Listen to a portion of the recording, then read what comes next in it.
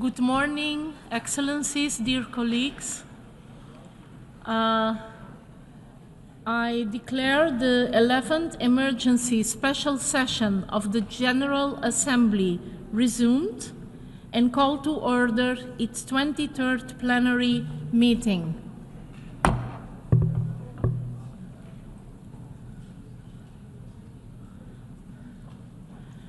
Members will recall that in its resolution S11/9 of 3 December 2025, the Assembly decided to adjourn the 11th emergency special session of the General Assembly temporarily and to authorize the President of the General Assembly to resume its meeting upon request from Member States.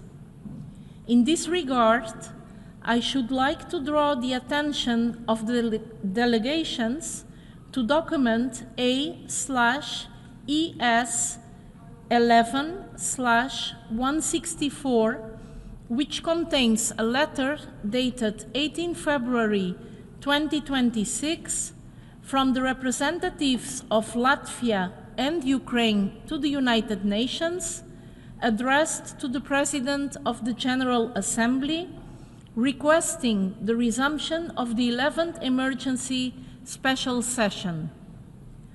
I intend to conduct the proceedings of these meetings in accordance with the rules of procedure of the Assembly and the past practices of its emergency special sessions. In keeping with established practice, I should now like to invite the attention of the Assembly to document A/ES11/165 concerning Member States that are in arrears in payment of their financial contributions to the United Nations within the terms of Article 19 of the Charter.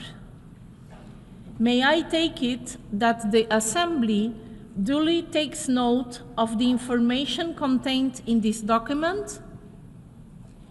It is so decided.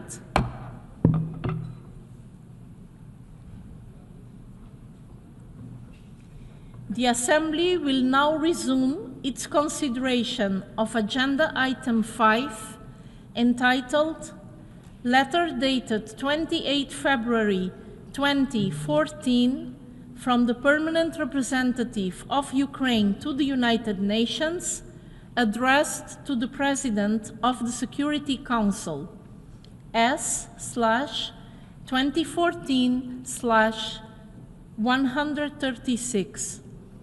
The document under this item is announced in the Journal of the United Nations. I will now make a statement on behalf of the President of the General Assembly.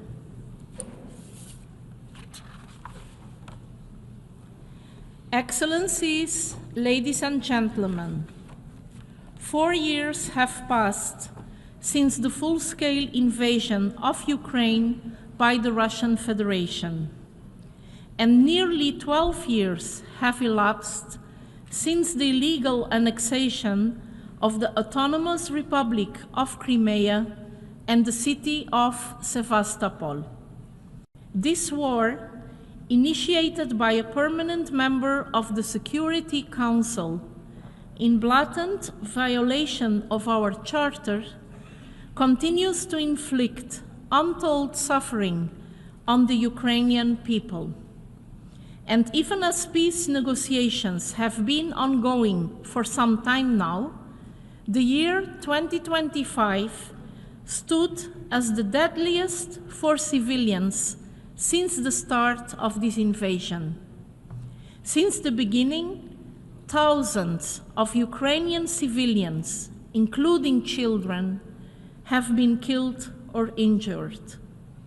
War-related humanitarian needs have only intensified as the impact of relentless attacks and displacement is felt across the entire length and breadth of Ukraine. Nearly 4 million people remain internally displaced, while 5.7 million more live as refugees globally. Nearly 1/3 of the population has been forced to flee, including more than half of all Ukrainian children. This violence spares no one, not mothers or fathers, not grandparents, and certainly not children. Meanwhile, the systematic destruction of infrastructure has turned once vibrant cities into hellscapes. Homes, healthcare facilities, schools, and especially power plants and energy grids have been deliberately targeted and destroyed, leaving people to freeze to death in winters that plunge to -20 degrees Celsius. This constitutes a clear violation of international humanitarian law. In the meantime, the people continue to suffer, mourning the lives, livelihoods, and homes that they have lost. We cannot allow the violation of international law to become the norm, and we must safeguard the founding principles of our Charter. And this Assembly can lead the way. When 4 years ago, the world watched in shock as an estimated 100,000 soldiers amassed on the borders of Ukraine, it would have been easy to remain paralyzed by that shock. But the membership chose a different path. Few could have imagined that the General Assembly, too often dismissed as a body with no real power, would unite so swiftly over a single weekend. Following the deadlock in the Security Council, the Assembly convened the first meeting of the 11th Emergency Special Session on 28 February 2022. The membership came together, and it was necessary that it did. The world came together to show that this was not merely about Ukraine or Europe. It was about the international peace order and the very Charter of the United Nations. That was an urgent call then, and it remains an urgent call now as we resume the 11th Emergency Special Session today. Since the invasion, the General Assembly has remained clear, resolute, and unwavering. It has adopted 8 resolutions, consistently demanding the immediate, complete, and unconditional withdrawal of Russian forces from Ukrainian territory. It has called in these resolutions to uphold the Charter, reaffirming its strong commitment to the sovereignty, independence, unity, and territorial integrity of Ukraine within its internationally recognized borders, extending to its territorial waters. Moreover, it has called for the complete exchange of prisoners of war, the release of all unlawfully detained persons, and the return of all internees and civilians forcibly transferred or deported, including children. 1 year ago, this Assembly adopted Resolution ES 11/7. That document highlighted its collective concern that the invasion continues to have devastating and long-standing consequences, not only for Ukraine, but also for other regions and for the global stability. At the time when the United Nations is under intense scrutiny and the Security Council remains deadlocked, this Assembly has demonstrated its ability to act as the moral voice of the international community.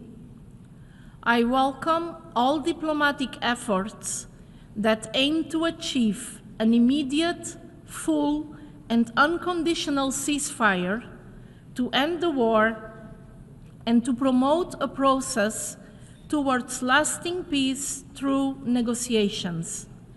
Any peace agreement must be firmly grounded in the UN Charter, international law, and General Assembly resolutions. As we have learned from history, this is the only way to a comprehensive, just, and lasting peace. Today, colleagues, the world is watching. While our focus is on Ukraine, the stakes extend far beyond one country or one region. Once again, the international peace order is under strain. Once again, the Charter is being tested. The Charter does not apply selectively. If it can be violated in one place, its authority weakens everywhere, and its promises lose meaning. This concerns Ukraine, but also Myanmar, Venezuela, Gaza, and Sudan. It concerns peace everywhere. It concerns us all.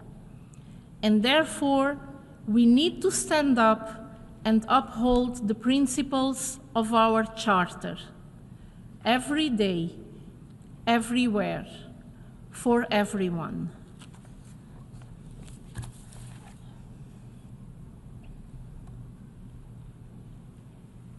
With this, I end the statement by Her Excellency the President of the General Assembly.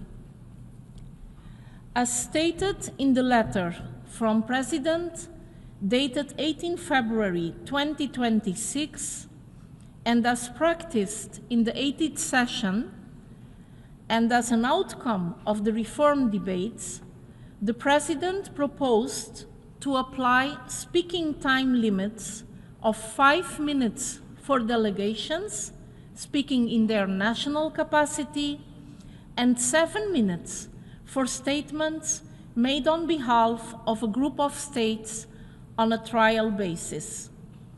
Delegations are strongly encouraged to comply with the proposed speaking limits also in today's meeting of the 11th Emergency Special Session.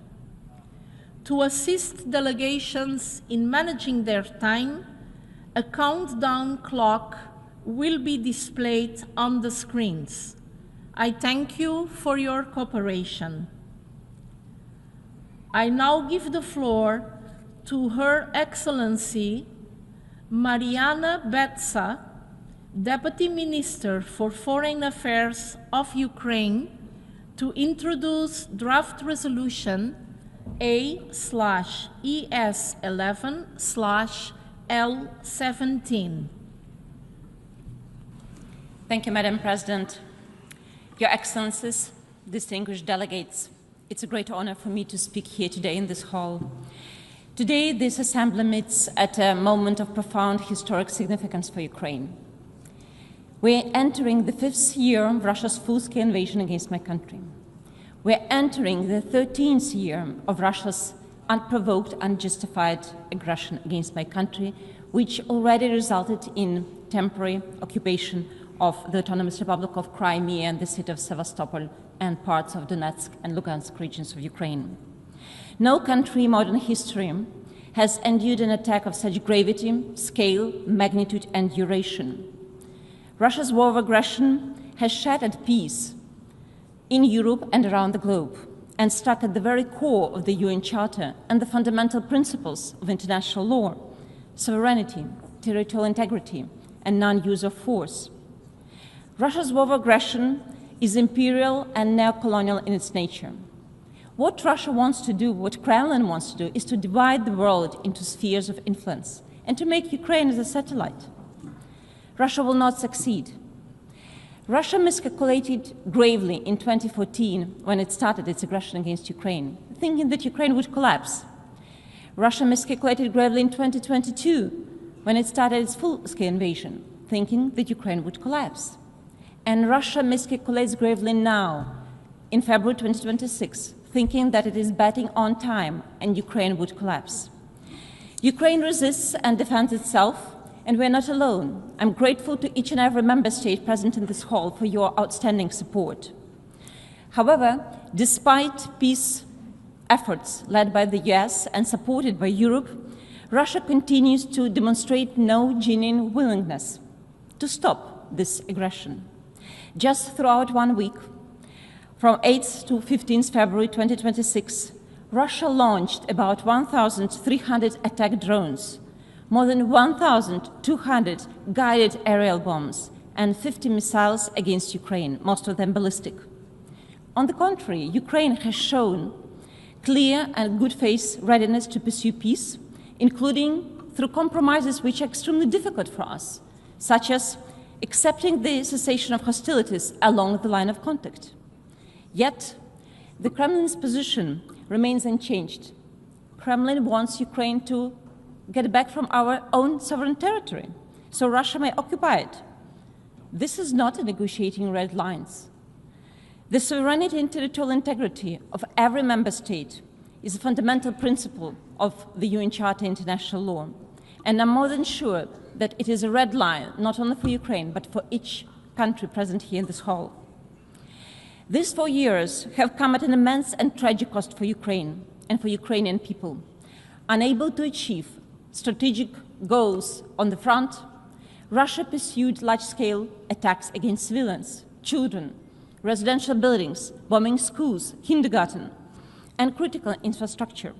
Ukrainian cities, Kyiv, Kharkiv, Odessa, Dnipro, Zaporizhia, and many others are subjected to daily large-scale missile and drone attacks.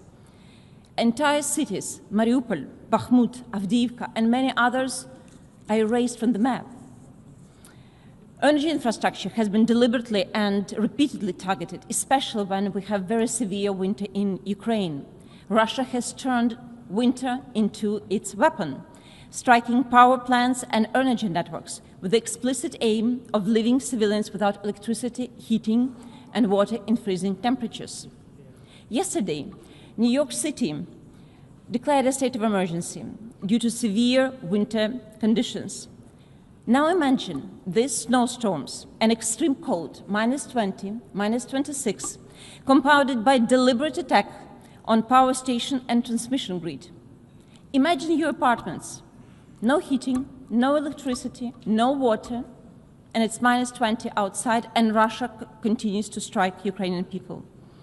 That's how residents of Kyiv and many other cities across Ukraine have spent their winter. And this is not a collateral damage. This is not a military strategy gone wrong. This is a deliberate Russian state policy, weaponization of winter, darkness, and cold to break nation, to break our resilience. We're grateful to each country who provided energy assistance at this very critical juncture to Ukraine. It strengthened our resilience.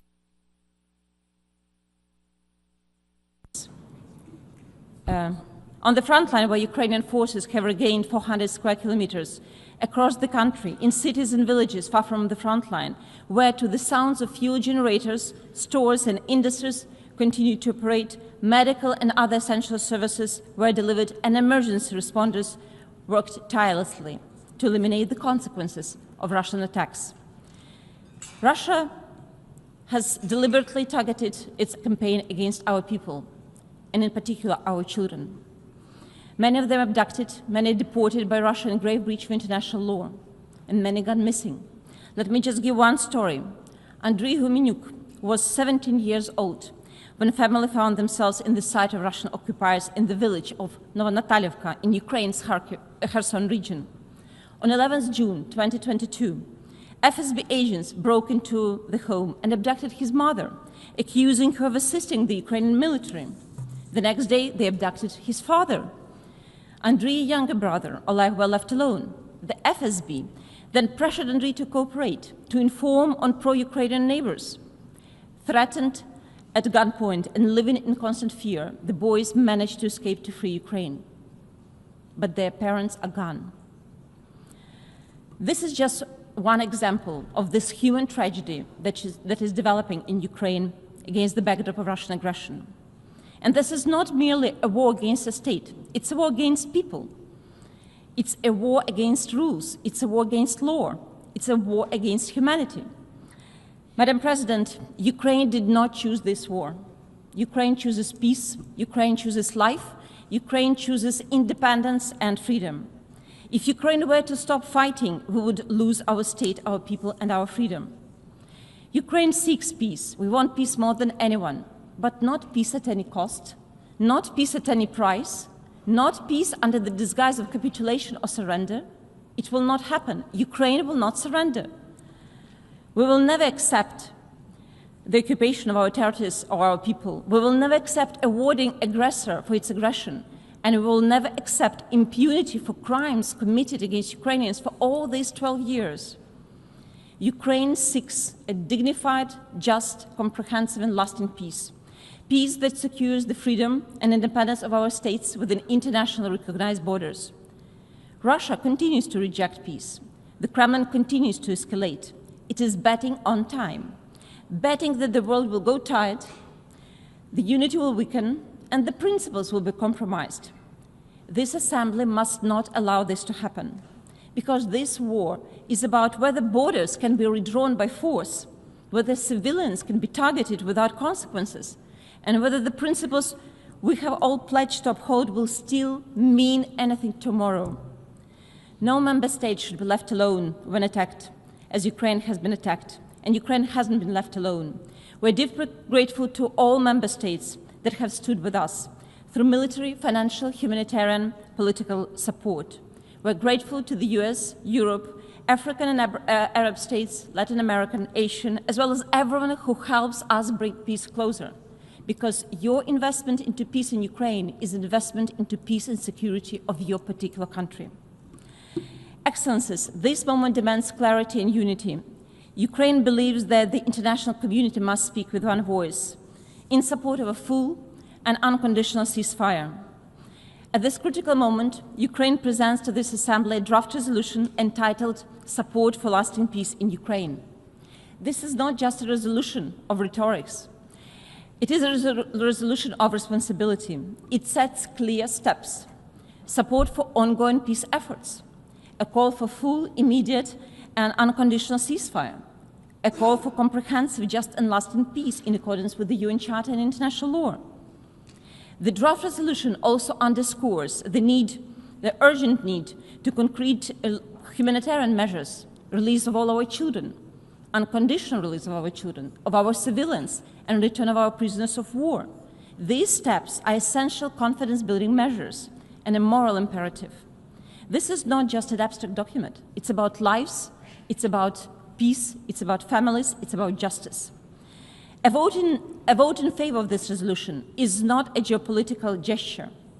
It is a choice between law and force, between justice and impunity, between peace and continued suffering. Words are not enough. We must act. We ask you to stand with us, not only in solidarity, but in decision. Let this Assembly send a clear message in support of the peace process.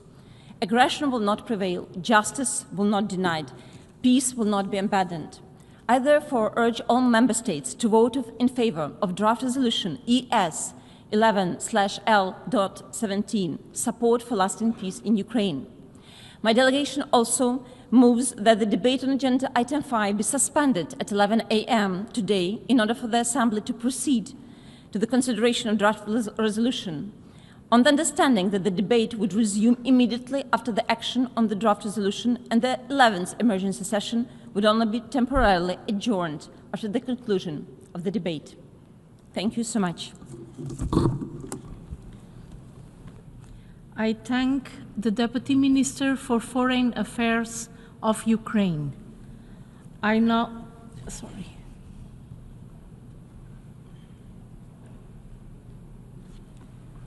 The representative of Ukraine has moved that the debate on agenda item 5 be suspended at 11 a.m. for the Assembly to proceed to the consideration of draft resolution A/ES11/L17, and that the debate would continue after the action on the draft resolution. This is on the understanding that if the Assembly were to decide to suspend the debate at 11 a.m. to proceed to the consideration of draft resolution A/ES11/L17 and to continue the debate after the action on the draft resolution, and if the Assembly were to subsequently adopt the draft resolution, the 11th emergency special session would be adjourned temporarily following the conclusion of the debate on item 5. Is there any objection to the motion?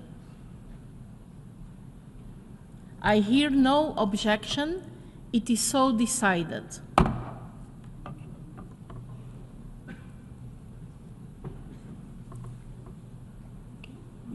Okay.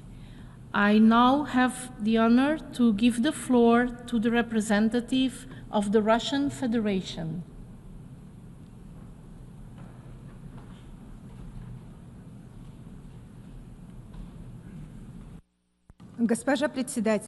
Madam President, today, when a genuine window of opportunity has opened up for a political settlement of the Ukrainian crisis, what we must be talking about first and foremost is not proclamations, but diplomacy. Trilateral negotiations are presently underway between Russia, Ukraine, and the United States. Talks are being held in Abu Dhabi and Geneva. The delegations are working under challenging conditions, fully aware of their historical responsibility for the outcome. This is a moment that calls for quiet, restraint, and respect for the negotiation process. Instead, we're witnessing blatant disregard for the diplomatic efforts of those countries who are investing political capital into the settlement, primarily the United States, as well as the personal efforts of President Donald Trump's administration aimed at finding a compromise. What is particularly cynical is that on February 17th, at the very moment when the delegations of the three countries were headed to Geneva for another round of talks, the armed forces of Ukraine unleashed 151 unmanned aerial vehicles at civilian facilities, primarily in Russia's southern regions.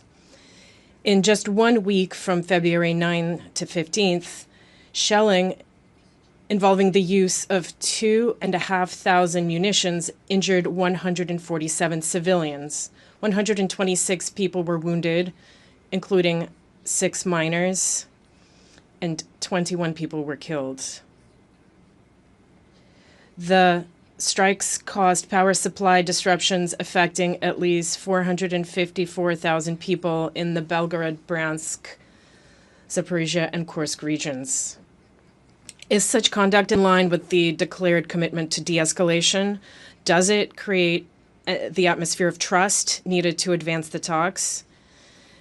If the true goal is really peace, then actions must corroborate words rather than contradict them. If the Kiev regime were truly interested in achieving lasting peace, it would focus its efforts on diplomacy, on seeking mutually acceptable solutions, on working out durable security guarantees for both Russia and Ukraine, rather than initiating yet another politicized vote as part of the resumed 11th emergency special session of the UN General Assembly, which has been reconvened without justification. The very logic behind convening the emergency special session rested on the assumption that the Security Council was unable to fulfill its primary responsibility of maintaining international peace and security. Yet, exactly 1 year ago, the UN Security Council expressed its position on Ukraine by adopting Resolution 2774, reaffirming the need for a peaceful resolution to the conflict. This raises a legitimate question. If the Security Council is fulfilling its role and negotiation efforts are underway, what is the basis for bringing back today's format, and what is its real purpose? It is clear that those who initiated the resumption of the ESS are not interested in a political settlement of the Ukrainian crisis or in sustainable peace. Rather, they're interested in using this political instrument to exert pressure on Russia. However, actions such as this cannot influence the actual outcome of the negotiations, nor can they change the situation on the ground. We have also consistently stated that we cannot consider the resolutions adopted previously as part of this session to be balanced or conducive to a settlement. All of them are one-sided. They contain unrealistic demands, and they only replicate Kiev's political narrative. A year ago, an attempt was made in this very room to effectively legitimize elements of Zelensky's so-called peace formula. In December, an initiative on Ukrainian children was brought forward, one filled with inaccurate data, one that ignored real facts and practical efforts made by both Russia and Ukraine to reunite families. Attempts are being made to artificially replace peace efforts with endless resolutions, with each new non-consensus product being portrayed as the will of the global majority. Distinguished colleagues, today you have been presented with yet another text that essentially continues the same line. The draft resolution is titled Support for Lasting Peace in Ukraine, but its content focuses primarily on the demand for an immediate and complete cessation of hostilities. A ceasefire in itself can be an important element of a settlement, but it is not an end in itself. History knows many examples when a hasty truce that did not address the root causes of the conflict turned into just a pause before a new round of violence. It is clear that Kiev, facing serious difficulties on the front line, as well as dwindling support from its Western sponsors, is primarily interested in a pause so that it can regroup and rearm. Moreover, this resolution, just like all the previous flawed products of the General Assembly on this topic, cites the UN Charter selectively. It highlights the principle of sovereignty and territorial integrity, but only in relation to one country. And where is the mention of another fundamental principle, the right of peoples to self-determination? Where is the reference to the need to respect human rights and fundamental freedoms for all, regardless of race, gender, language, or religion?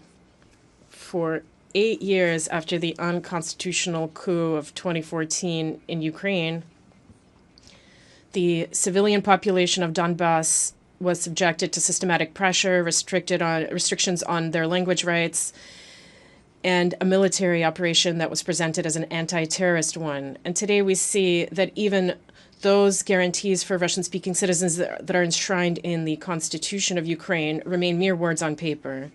The words comprehensive, just, and lasting peace sound appealing as a statement, but these words must not obscure an attempt to entrench one-sided approaches in UN decisions. Peace cannot be just if it is interpreted solely through the lens of one party's demands while completely ignoring the legitimate concerns of the other. It cannot be comprehensive if it does not address issues of security and the right to use one's native language and practice one's religion freely. And it certainly cannot be lasting if the proposed solutions do not provide for a balance of interests and mutual guarantees. A genuinely sustainable solution is possible only through equal, respectful dialogue without accusations and without imposing pre-made solutions. Particular attention should be paid to the statement in the text regarding continued attacks against the civilian population of Ukraine. Every objective and sensible delegation knows that Russia does not carry out deliberate strikes on civilians. Every human life is important to us, in contrast to the practices employed by Ukrainian troops, which systematically use drones and artillery against civilian targets. Distinguished colleagues, do not let yourselves be fooled. What you have before you is not an instrument of peace. It is an instrument of politicization. No matter what kind of attractive diplomatic packaging it might be wrapped in, its true purpose is to create yet another round of accusations that will then be used as a tool to exert pressure. Meanwhile, Zelensky's regime and its European handlers continue to need numbers that they can later present as evidence of unwavering support. You have a choice. You can support a document that ignores the complexity of the conflict, interprets the norms of the UN Charter in a one-sided manner, and creates obstacles to negotiations. Or you can allow the negotiators to finish the work they have started. The Russian Federation will vote against this General Assembly draft resolution, and as well as any of its standalone paragraphs if they are put to a vote, because this Ukrainian text cannot be fixed up and corrected. We urge every other state to do the same. Every vote against is a vote in favor of searching for sustainable solutions rather than yet another round of political rhetoric. Thank you for your attention.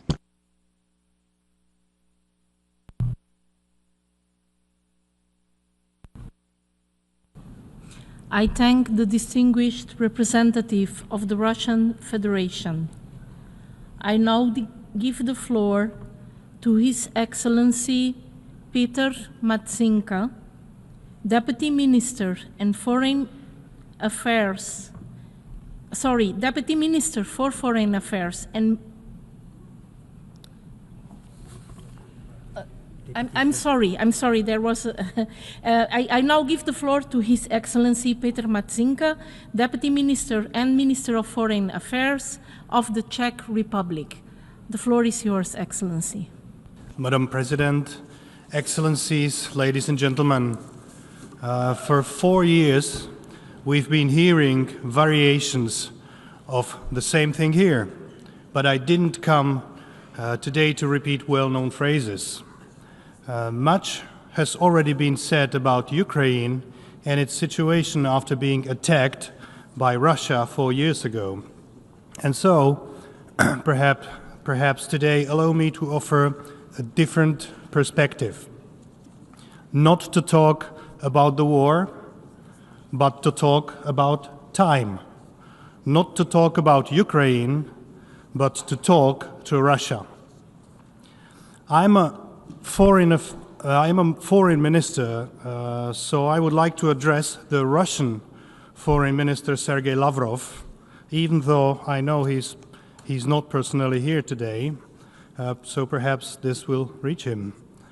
Minister Lavrov, I address you today not primarily as an adversary. I address you as a person who knows very well that no superpower wins a war against reality. You can temporarily control territory. You can temporarily control the narrative. You can create and control propaganda, but you cannot control time. And time always reveals who spoke of security and who was dismantling it.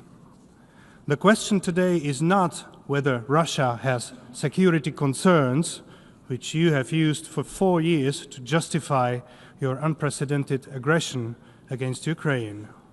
So my question is, why should the answer to these alleged concerns be drones and artillery? Concerns may be legitimate, but an invasion never is. Missiles are not an argument. I consider your missiles to be the physical admission of your own failure. Mr. Minister, the strength of a global power doesn't lie in its ability to start a war. The greatest strength lies in its ability to end one. So after 4 years, the world would like to hear simple answers from you. What does your victory look like? How many destroyed cities are enough? How many wasted lives are enough? Because if victory has no clear end, then it is not a strategy. It is a cynical autopilot. Security is not measured by the size of occupied territory. And so I now ask in all seriousness, is Russia safer today than it was 4 years ago? Does it have more partners? Does it have more stability? Does it have more trust? And if the truthful answer is negative, and indeed it is negative, then it is legitimate to ask whether the chosen path really leads to a greater security for your country. Wars do not end with a mere stroke of a pen. They end with the question, why? And one day, it will not be Ukraine answering this question. It will be Russia. Russia, whose heroes once fought side by side with European nations against Nazism. But today, the shadow of a new war falls over their memory. So, Mr. Lavrov, great nations can survive defeat. They cannot, however, survive a strategy that has no end. You might seize territory, but you cannot seize the future. History is full of powers that believed time was on their side. In reality, it was always working against them. Every war begins with a plan, but yours survives today only because you lack the courage to admit that this plan has failed. And it has been 4 years, so the time is running out. The time has come to finally stop this war. Let me conclude by thanking Ukraine for presenting a draft resolution to this Assembly. The Czech Republic will vote in favor of the resolution, and I would like to ask you all to do the same. Thank you very much. I thank His Excellency, the Deputy Prime Minister and Minister of Foreign Affairs of the Czech Republic. I now give the floor to Her Excellency Baiba Braze, Minister of Foreign Affairs of Latvia.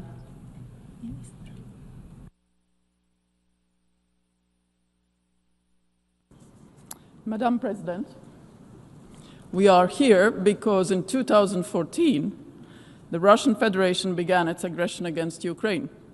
And 4 years ago, it launched a full-scale invasion. Ukraine has tabled a resolution today to show UN's support to peace.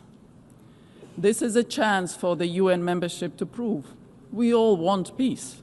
We want a just and lasting peace, and we want this war to stop. UN reports confirm that Russia has committed war crimes and atrocities in Ukraine at mass scale. And we must call Russia's crimes for what they are. As defined by Article 2 of the Genocide Convention, genocide is the intent, and I quote, to destroy in whole or in part a national, racial, or religious group, unquote. Russia's leaders have repeatedly denied Ukraine's right to exist. For example, I quote Vladimir Putin from June 23 of last year. I quote, "I have said many times that I consider the Russian and Ukrainian people to be one people. In this sense, all of Ukraine is ours. We have an old rule. Wherever a Russian soldier sets foot is ours." Unquote. Turning to Russia's actions, Russia has committed the following acts outlined in Article 2 of the Genocide Convention. Point 1, killing members of the group. According to UN reports, Russia has severely escalated its armed attacks against Ukrainian civilians over the past year. 2,000 missiles, 54,000 long-range drones, strategic bombers launched against civilians. And last year, the total number of killed and injured Ukrainian civilians rose by 31%. Point 2, Article 2 of the Genocide Convention, causing serious bodily or mental harm to members of the group. Nearly 10 million Ukrainians forced to leave their homes, several million trapped under Russian illegal occupation, forced to give up their language, history, and culture. UN reports confirm war crimes, torture, sexual violence at mass scale by the Russian army. According to UNICEF, over 3,200 children killed during the war. Last year, 10% increase in child casualties. Point 3, Article 2 of the Genocide Convention, deliberately inflicting conditions of life calculated to bring about its physical destruction. During the coldest winter of the decade, Russia has repeatedly bombed Ukraine's civilian and energy infrastructure, leaving millions of people without heating, electricity, water. People dying and freezing in their apartments, elderly and children. Hospitals, maternity wards, food and medicine storages, churches, religious, cultural sites, all destroyed. All intentionally. 4, forcibly transferring children. Russia has forcibly deported 20,000 Ukrainian children to Russia or Russia-controlled territory. These transfers are coordinated and state-executed. They are a war crime, confirmed by the ICC's indictment of Putin and Russia's Commissioner for Children's Rights, Lyubova Belova. She openly confessed to kidnapping a 15-year-old boy named Philip from Mariupol. Russia's words and actions align, and it's towards another genocide against the Ukrainian nation. Madam President, Russia's war is a threat to peace and security globally. It severely impacts global food and energy security. It is destroying entire ecosystems, and Russia's shadow fleet threatens maritime security. To tell you frankly, Russia's war is an imperial and colonial war. It is directly supported by Belarus, North Korean weapons, North Korean troops, and Iranian weapons. No one is safe from Russia's imperial ambitions. Citizens of countries in Africa, the Middle East, and Asia are manipulated and coerced by Russia, sent to front lines to kill Ukrainians. The world saw the horrific video of the young Kenyan engineer forced to attach a landmine to his chest, all while subjected to humiliating racist abuse by Russian army. I urge all countries to protect their citizens from this fate. Madam President, we stand for peace. We fully support peace efforts led by the US and partners. But we are also realistic. Only one state and one man are the sole reason why this war continues. And that one state is Russia, and that one man is Putin. The war must end. Putting pressure on Russia and ensuring accountability is what all states here can do. So Latvia supports the ICC, the Special Tribunal for the Crime of Aggression, and the compensation mechanism. But also the vote today. I vote everyone to vote in favor of the resolution. I thank you. Slava Ukraini. I thank the Minister for Foreign Affairs of Latvia. I now give the floor to His Excellency Michael Damianu, Minister of Energy, Commerce and Industry of Cyprus.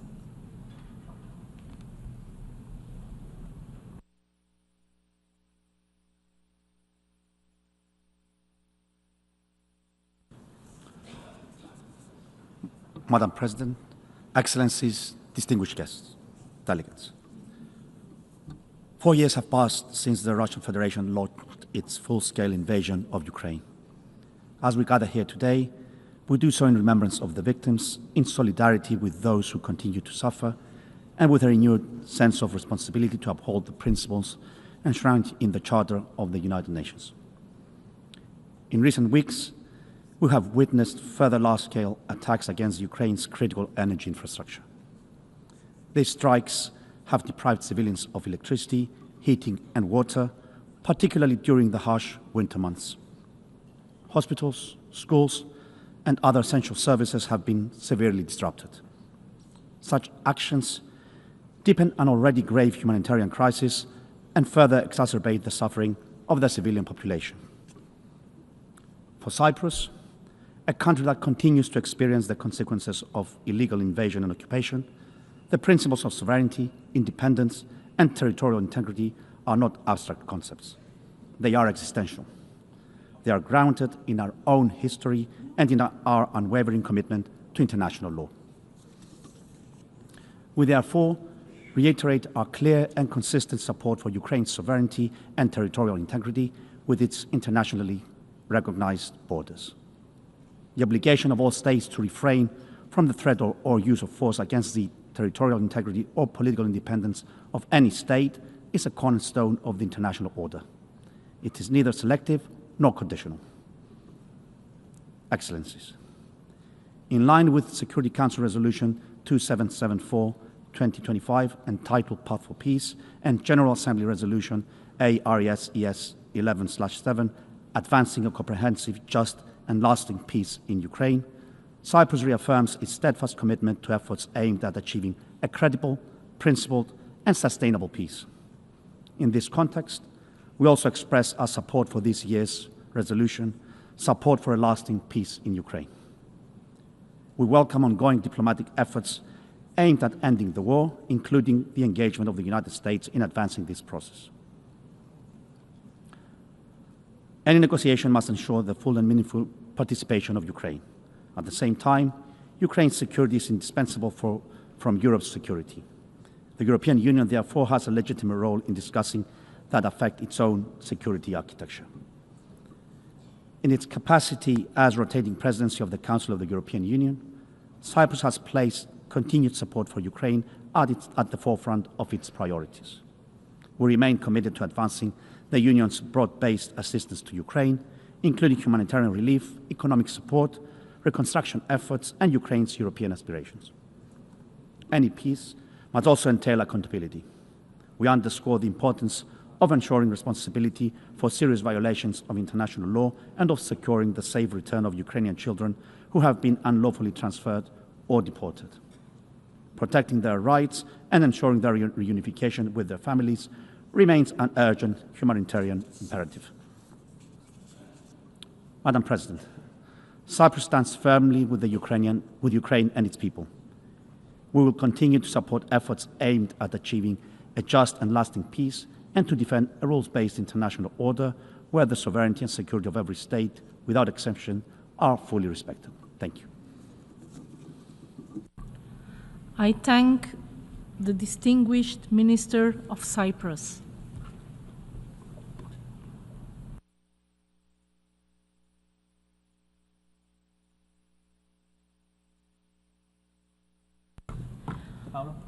I now give the floor to His Excellency Stefan Doughty, Minister of State for Europe, North America, and Overseas Territories of the United Kingdom. Well, thank you, Madam Chair. And I want to start by speaking directly to President Zelensky and you, dear Mariana, and all Ukrainians who have carried this war on your shoulders for 4 long years. The United Kingdom stands with you in our unwavering commitment to a just and lasting peace, and we salute your courage. And dear members of this General Assembly, despite the claims of the Russian representative, I tell you that Ukrainian civilians are living under relentless missile and drone attacks on their homes, businesses, hospitals and schools. And since October alone, Russia has fired almost 1,000 missiles and tens of thousands of drones. Millions have been left without heat or power, in temperatures falling to -20. And like some in this room, I too have been in Kiev under bombardment and have seen the destruction and the damage with my own eyes. This is the reality of Russia's war. But of course, the truth is that Russia is failing on the battlefield, and so it is weaponizing winter, and it's stepping up its attacks on civilians. It is tearing families apart through death, displacement, and deportation. And in a particularly heinous act that shames our world, Russia has abducted tens of thousands of Ukrainian children, ripping them from their communities and attempting to erase their identities.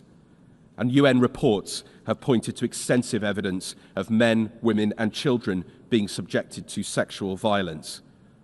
But let me be clear, dear members of this Assembly, Russia's war against Ukraine is a flagrant violation of the United Nations Charter. It has involved countless violations of human rights, and it must end. But the path to peace is clear. Ukraine agreed to a full, immediate and unconditional ceasefire almost a year ago. Russia must now do the same. It must engage meaningfully with the United States-led peace process, withdraw its troops, return every stolen child and every prisoner of war. And let there be no doubt, Russia must and will be held accountable for the crimes it has committed. Because peace built on anything else less than this will not last. And that is why the United Kingdom and France are leading a coalition of the willing, with partners from across Europe, alongside Canada and countries in the Asia-Pacific region. Together, we are supporting Ukraine now and working to ensure that any peace endures. And as Minister responsible for Europe, Ukraine has been at the centre of my discussions with partners around the world. We are increasing pressure to choke off the Russian war machine, including through sanctions, and we are keeping the focus firmly on a just and lasting peace. And Madam Chair, the United Kingdom has also signed a 100-year partnership with Ukraine, making clear our long-term commitment to a sovereign, secure and independent future for Ukraine. Our support is practical and sustained. We are helping to protect Ukrainian skies. We are supporting urgent energy repairs so schools can open and hospitals can function. And we are providing generators, equipment and protection for critical infrastructure. Indeed, today, Madam Chair, we have announced another £20 million in support for Ukraine to fix the damage caused to its energy grid by Russia's brutal attacks. And we are also working relentlessly for justice so that Russia's crimes are documented and answered for. So I say to members of this Assembly, remain steadfast in your commitment to the United Nations Charter, to the principle that international borders must not be changed by force, because the consequences of this invasion reach far beyond Europe, whether that is in relation to food security, energy markets, or indeed global stability and security. If we turn away from our common values and the laws that uphold the international system, the consequences will be graver still for all of us, for all of you and all of your peoples. And I say to the people of Ukraine, we know you are fighting for your freedom and your security, but also for the freedom and security of all nations. Your courage will never be forgotten. It inspires this Assembly, it inspires the people of the United Kingdom, and it reminds the world what is at stake when aggression goes unanswered. We know that all too well from our own history. And that is why we must continue to speak with clarity, unity and resolve. Russia can end this war. It can do so tomorrow by withdrawing its troops, ending its atrocities, ending its attacks on civilians and children and innocent civilians across Ukraine. But until then, this Assembly has a duty to put the truth on record, to build and sustain global pressure, and to stand unmistakably on the right side of history, on the side of peace, of sovereignty and of justice. Thank you, Madam Chair. Diolch yn fawr. I thank the Minister of State of the United Kingdom. As decided earlier this morning, we shall now proceed to consider draft resolution A/ES11/L17. For your information, the draft resolution has closed for e-sponsorship. I now give the floor to the representative of the Secretariat. Thank you, Madam President. I should like to announce that since the submission of the draft resolution, and in addition to the delegation listed on the document, the following countries have also become co-sponsors of A/ES11/L17. Albania, Andorra, Australia, Austria, Belgium, Bosnia and Herzegovina, Bulgaria, Canada, Croatia, Cyprus, Czechia, Denmark, Estonia, Finland, France, Georgia, Germany, Greece, Iceland, Ireland, Italy, Japan, Latvia, Liechtenstein, Lithuania, Luxembourg, Malta, Marshall Islands, Federated States of Micronesia, Monaco, Montenegro, Kingdom of the Netherlands, New Zealand, North Macedonia, Norway, Poland, Portugal, Republic of Moldova, Romania, San Marino, Slovenia, Spain, Sweden, Switzerland, and the United Kingdom. If any other countries wish to co-sponsor A/ES 11/L17, please signify by pressing the microphone button now.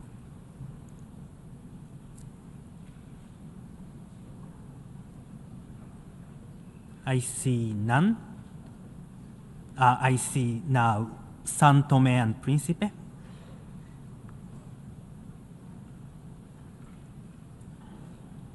São Tomé and Príncipe.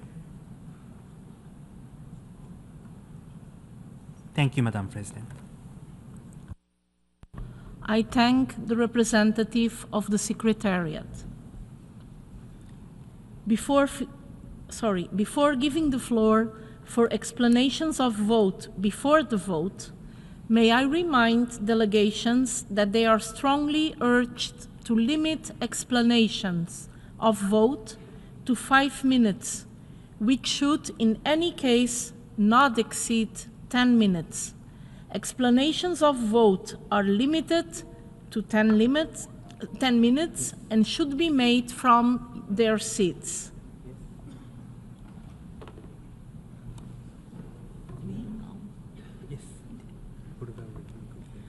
I give the floor to the distinguished representative of the Bolivarian Republic of Venezuela on behalf of the group of friends in defense of the Charter of the United Nations.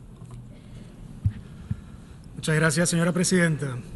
Thank you very much, Madam President. The Bolivarian Republic of Venezuela has the honor to take the floor on behalf of the group of friends in defense of the Charter of the United Nations. Madam President, at the outset, allow us to reaffirm once again and without ambiguity our unwavering commitment to the purposes and principles enshrined in the Charter of the United Nations in their entirety and interconnectedness, including those referring to the sovereign equality of states, the peaceful settlement of disputes, the prohibition of the threat or the use of force, and the principles of self-determination and indivisible security. These are not abstract concepts. They are the very foundation upon which this organization stands, has stood since its very establishment over 8 decades ago. In this context, we also reiterate that, as we've said on previous occasions, all armed conflict is a human tragedy. Every civilian life lost is a reminder of our collective failure to uphold peace. And it's precisely for that reason that this General Assembly must act with the utmost responsibility, prudence, and fidelity to the tenets enshrined in the UN Charter. Our actions must contribute always to de-escalation and not confrontation, to dialogue, not division, and to peace, not provocation. Regrettably, we are compelled to express serious concern regarding the timing and the substance of the draft resolution before us today. This initiative has been submitted without prior transparent consultations and also at a delicate stage of ongoing diplomatic efforts. As is well known, trilateral negotiations are currently underway, and a comprehensive settlement, rather than a standalone ceasefire, is being discussed as part of an advanced stage of talks between the parties. Therefore, our group is of the view that any action by this General Assembly that risks prejudging, disrupting, or politicizing such efforts must be approached with extreme caution. Peace cannot be built through texts resolutions that deepen divisions or that fail to take into account the legitimate security concerns and perspectives of all parties involved in a given conflict, particularly in the area, including in the area of security. Madam President, the draft resolution before us calls for an immediate, full and unconditional ceasefire and reiterates support for a comprehensive, just and lasting peace in line with international law. While these objectives are indeed laudable, we must ask ourselves whether the text before us will truly contribute towards the creation of conditions conducive to their long-awaited achievement. In this regard, it is important to highlight, for instance, that the draft resolution in question fails to address the question of the root causes that led to this conflict, including long-standing security arrangements, the principle of non-discrimination, and the need to ensure that no state strengthens its security at the expense of another. It also overlooks the complex historical and political context that has shaped the current situation. Consequently, we must emphasize that lasting peace would not emerge from selective narratives or from initiatives that aim to consolidate maximalist positions, nor can it result from the continued supply of arms, the imposition of unilateral coercive measures, or the perpetuation of bloc-based politics that fragment the international community, especially in the midst of the current international situation, where we see increasing polarization and mistrust among various actors. We thus reiterate what we have consistently reaffirmed. Security is indivisible. Lasting peace in Europe and, as a matter of fact, anywhere in the world requires a comprehensive security architecture that respects the legitimate concerns of all states and that upholds in a balanced and non-selective manner the full spectrum of the principles contained in the founding Charter of the United Nations. Madam President, we're also mindful of procedural concerns raised regarding the resumption of this emergency special session of the General Assembly. The Security Council, through its most recent resolution 2774, has called for a peaceful settlement of the conflict we are addressing today. The primary responsibility for the maintenance of international peace and security rests with that organ, as established by the foundational charter of our organization. Therefore, this General Assembly must ensure that its actions complement rather than complicate ongoing diplomatic efforts. And we would stress here that repeated recourse to divisive resolutions has, over the past 4 years, neither ended the conflict nor alleviated the suffering of civilians. On the contrary, such approaches have often coincided with further escalation on the ground. The peoples of Ukraine and the Russian Federation deserve peace, but real, lasting, negotiated peace. But peace, Madam President, will not be achieved through initiatives that one of the main parties to the conflict views as disruptive to negotiations currently underway. Therefore, the group of friends in defense of the Charter of the United Nations is compelled to call upon member states to act with wisdom and restraint. We urge all delegations to give genuine diplomacy a chance, to avoid steps that could undermine ongoing negotiations, and to recommit themselves to the peaceful settlement of disputes in strict adherence to the UN Charter.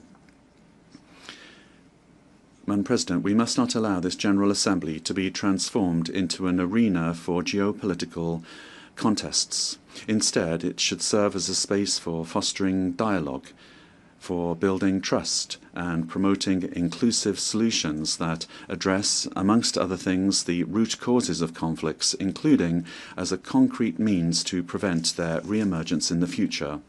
In closing, we reiterate our position of principle. Lasting peace cannot be imposed. It must be negotiated. It cannot be selective. It must be comprehensive. And it cannot be achieved at the expense of the legitimate security concerns of any state. Therefore, we appeal to rise above divisions today and act in a responsible manner. Let us, therefore, give peace a real chance. Thank you very much, Madam President.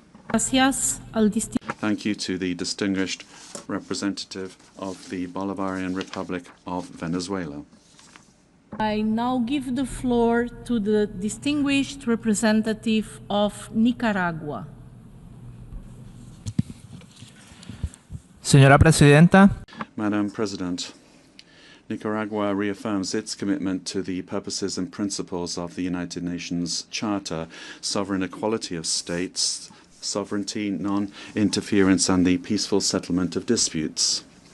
Lasting peace requires solutions through peaceful diplomatic means, a guarantee of security, and a realistic approach that will favor understanding, avoiding politicization, and the selective use of this General Assembly. We see that this special emergency session has been used repeatedly to impose political projects, selective projects which deepen divisions among member states and reduce the space for mutual good faith understanding. These initiatives put forward end up substituting dialogue because of pressure. And this shows the lack of goodwill of certain countries and European countries to engage in serious negotiations to come up with serious results. In this context, Nicaragua very much appreciates the goodwill being shown by the government of the Russian Federation to engage in conversations between the parties. This deserves respect and political support. At the same time, our delegation feels that political and military support from NATO is escalating the conflict, as well as certain Western countries that are inciting confrontation and prolonging hostilities with the warlike rhetoric and constant flow of arms.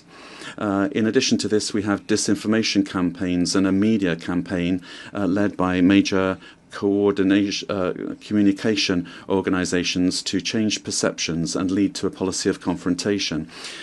Madam President, on behalf of the government and people of Nicaragua, we express our firm solidarity with the Russian Federation, and we recognize the determination with which they are facing neo-fascist and neo-Nazi movements occurring in Ukraine. The Western countries are promoting hate and making it impossible to bring about any kind of understanding and reconciliation. Nicaragua feels that the draft resolution entitled Support for Lasting Peace in Ukraine does nothing to create conditions for a realistic and sustainable political outcome, and that's why Nicaragua will vote against the draft. We are convinced that serious negotiations with a security focus and guarantees for the parties are what constitute the path towards genuine, lasting peace that will address the root causes of the conflict. Thank you very much. Gracias al representante de Nicaragua. Thank you very much to the representative of Nicaragua. We have heard the last speaker in explanation of vote before the vote. I give the floor to the permanent representative of the Republic of Korea on a point of order.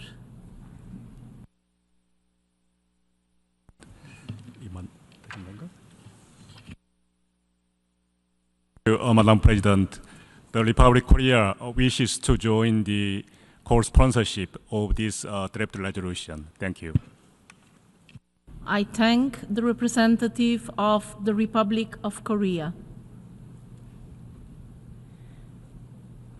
Before proceeding further, I wish to address the question concerning the majority required for the adoption of the draft resolution. In light of Article 18, paragraphs 2 and 3 of the Charter of the United Nations, is there any objection to take an action on draft resolution A/ES11/L17 by a 2/3 majority of the members present and voting? I see no objection. The 2/3 majority of members present and voting is therefore required for the adoption of the draft resolution A/ES11/L17.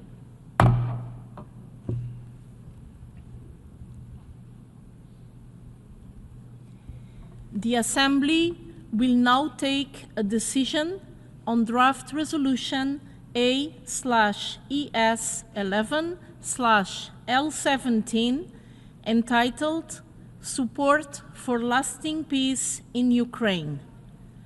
A separate recorded vote has been requested on the second preambular paragraph and operative paragraph 2 of draft resolution A/ES11/L17. Is there any objection to this? I give the floor to the representative of Ukraine. Thank you, Madam President. We note with great disappointment the motion for division proposed by the delegation of the United States of America on draft resolution A/ES11/L17. The proposed deletions of PP2 and OP2 are deeply concerning and cannot be accepted. The draft resolution submitted by Ukraine is clear, concise, containing the agreed language, and it reflects the core principles of the international law, including the UN Charter. The provisions targeted by the United States refer to the principles of sovereignty and territorial integrity, unity of member states, including Ukraine. Weakening or removing this language would send a very dangerous signal that these fundamental principles are negotiable. Secondly, the call for a comprehensive, just and lasting peace in line with international law, including the UN Charter, has been supported by over 141 UN member states. We strongly urge maintaining both paragraphs in full. Therefore, we reject the motion for division. Our delegation calls for a recorded vote on the motion for division. Ukraine will vote no, which means against motion of division, and calls on all delegations to vote no. To avoid confusion, before the vote, I would like to ask the Secretariat and the President to explain clearly to all the delegations what a yes vote and a no vote mean in this regard. I thank you, Madam President. I thank the representative of Ukraine. An objection has been made to the request for division. In accordance with Rule 89, if objection is made to the request for division, the motion for division shall be voted upon. Permission to speak on the motion for division shall be given only to 2 speakers in favor and 2 speakers against. I call on the representative of the United Nations. I'm sorry, of the United States, obviously.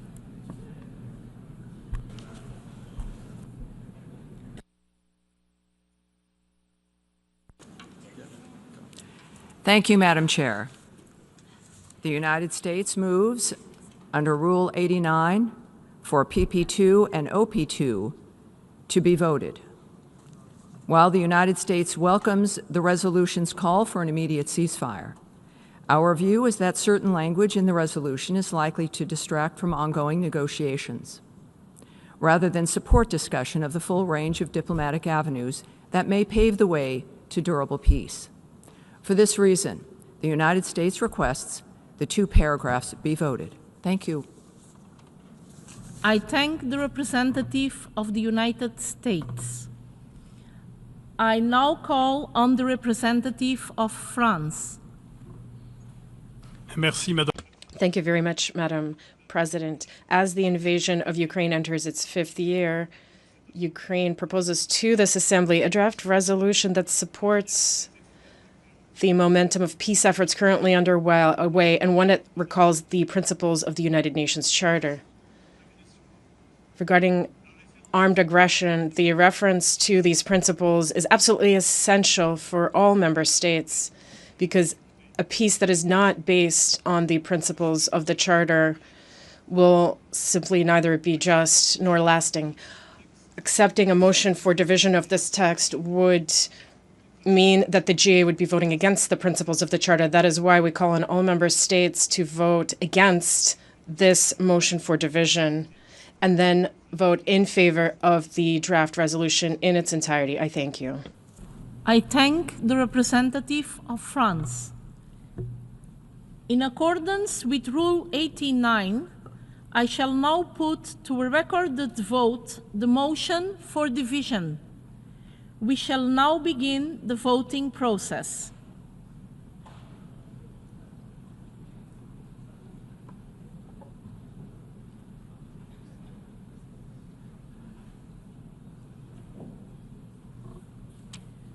Those in favor of the motion for division, please signify. Those against and abstentions.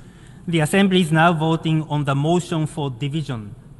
Delegation voting yes means that you agree with the proposal of the United States that there should be first a vote on those two paragraphs before proceeding to action on the draft resolution itself. So yes means that you agree with the proposal by the United States with the motion for division. And the no vote means that you are against having a separate vote on these two paragraphs as proposed by the United States. Will all delegations confirm that the votes are accurately reflected on the screen?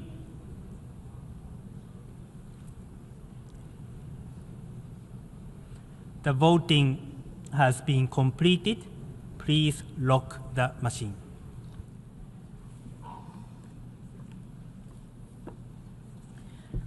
The result of the vote is as follows. In favor, 11. Against, 69. Abstentions, 62. The motion for division is not adopted.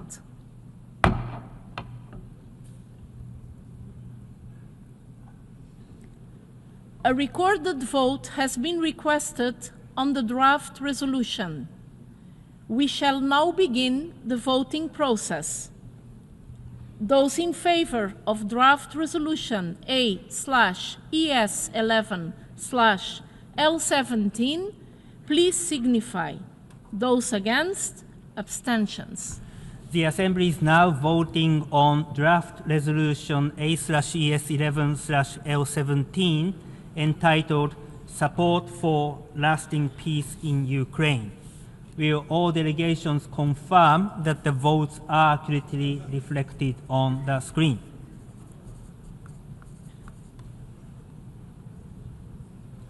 The voting has been completed.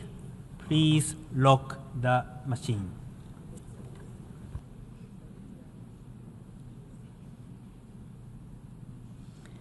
The result of the vote is as follows. In favor, 107. Against, 12. Abstentions, 51. Draft resolution A/ES11/L17 is adopted.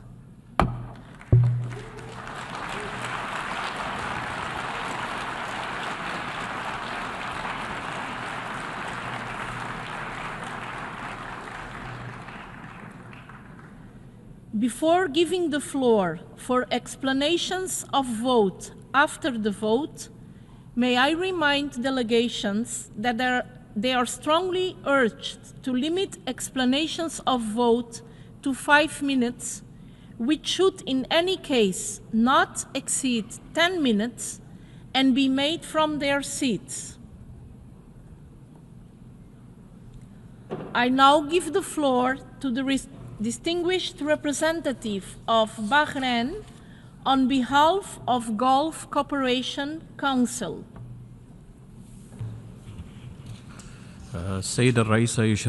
Madam President, it is my honor to deliver this statement on behalf of the Gulf Cooperation Council members.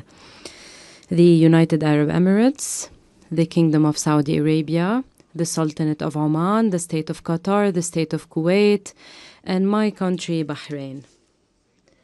Madam President, we regret that the Russian-Ukraine crisis continues for the 5th year today, and its repercussions on civilians, especially women and children, as well as the effects on vital infrastructure and civilian infrastructure as military operations continue and the prices paid by civilians. We renew and we reaffirm our principled position regarding the Russian-Ukraine crisis based on the principles of international law and the UN Charter, and maintaining the current international order based on the respect of the sovereignty and political independence of states without interference in their internal affairs and without the use of force or threat to use force. Madam President, our countries have abstained from voting on the draft resolution at the General Assembly today. There are diplomatic discussions being carried out right now between Russia and Ukraine. We hope that these negotiations lead to tangible results, leading to a sustainable, peaceful solution to the war in Ukraine, leading to international security and stability. Diplomatic negotiations and consultations are the only solution leading to security and peace. In this vein, we stress that we support all initiatives and diplomatic efforts as to complement the current efforts in order to reach a political solution between Russia and Ukraine. We welcome the U.S. efforts to end the war in order to preserve stability and security in Europe. In this vein, the GCC members have adopted an effective mediation approach. We facilitated political consultations on the Ukraine crisis. The Kingdom of Saudi Arabia, in fact, hosted talks between Russia and the United States in Riyadh, and the UAE hosted the tripartite talks between the United States, Russia, and Ukraine in Abu Dhabi. The KSA mediation efforts led to the release of prisoners of war. And Qatar succeeded, the UAE efforts succeeded in leading to the exchange of 314 prisoners of wars. The total number of prisoners of wars exchanged between the two countries during these mediations has reached 4,955. In addition, the state of Qatar has reunited 155 children affected by the crisis with their families, alleviating the humanitarian crisis. In conclusion, we stress our commitment to continue our humanitarian efforts to help those affected by the Ukraine-Russia crisis, and we will continue with our political efforts to ensure convergence towards peace, because we believe there's a need to solve conflicts peacefully and alleviate their humanitarian repercussions. Thank you. I thank the permanent representative of Bahrain and now give the floor to the distinguished representative of the United States. Thank you, Madam Chair. The Russia-Ukraine war must end now. Under President Trump's leadership, the United States continues to devote energy and effort at the highest levels to bring both Russia and Ukraine closer to a negotiated agreement that will finally end the bloodshed and destruction. Ending the war, of course, is the right thing to do, but no one is suggesting it will be easy. It will require sacrifices and compromises. In this regard, the United States calls on everyone to do all in their power to lower the rhetoric and engage in good faith. Our dedicated negotiators have a keen sense of the realities on the ground as they continue to work with the parties to forge an agreement on the outstanding issues in the most expeditious manner possible. The United States welcomes, of course, the call for an immediate ceasefire. As we've said, this resolution also includes language that is likely to distract from ongoing negotiations rather than support discussion of the full range of diplomatic avenues that may pave the way to that durable peace. For this reason, the United States called for a vote on OP2 and on the two paragraphs, and ultimately chose to abstain on the resolution. What is needed now to end the war is political will. We believe we are closer to a deal than at any point since this war began. Let this be the last anniversary of an ongoing war that has continued for far too long and at far too great a cost. Let's end it now. Thank you. I thank the distinguished representative of the United States. I now give the floor to the distinguished representative of China. President, China abstained from voting on the draft resolution that was just put to vote in the GA. This vote reflects our consistent principle and position on the question of Ukraine. China has always maintained that sovereignty and territorial integrity of all countries should be respected. The purposes and principles of the UN Charter should be observed. The legitimate security concerns of all parties should be taken seriously, and all efforts conducive to the peaceful settlement of the crisis should be supported. At present, the Ukraine issue has entered a critical stage for a negotiated settlement. Various dialogues and contacts are being intensively advanced. In particular, with a growing focus on the substantive issue of the crisis, we welcome these developments. China welcomes and supports all efforts dedicated to peace and calls on the parties concerned to maintain positive momentum, continue building consensus, and strive to reach a comprehensive, lasting, and binding peace agreement. By addressing the root causes of the crisis, it is important to establish a more balanced, effective, and sustainable European security architecture so as to achieve long-term stability and security in Europe. At this critical juncture, we hope that the international community will help create favorable conditions for a political settlement of this crisis and expect the GA to play a constructive role in building consensus for peace among member states. China will continue to make active efforts to advance the political settlement of the crisis. Thank you, President. I thank the distinguished representative of China and now give the floor to the distinguished representative of South Africa. Thank you, Madam President. We would like to thank you for convening the 11th Emergency Special Session of the United Nations General Assembly to consider the draft resolution on the support for lasting peace in Ukraine. It is regrettable that we are meeting on the 4th anniversary of a war that could have been resolved diplomatically rather than through a protracted conflict. This conflict has led to wanton destruction and the death of many in Ukraine and the Russian Federation and affected the security of the wider European region. The human and negative economic impact and tension arising from the conflict has affected all of us, including African countries, underscoring the fact that we live in an interconnected world. President, the well-being of all people in situations of conflict remains central to the purpose of the United Nations. Preventing the worsening humanitarian situation should be our primary focus. The importance of taking every precaution to avoid targeting civilians, civilian infrastructure, and critical energy infrastructure cannot be overstated.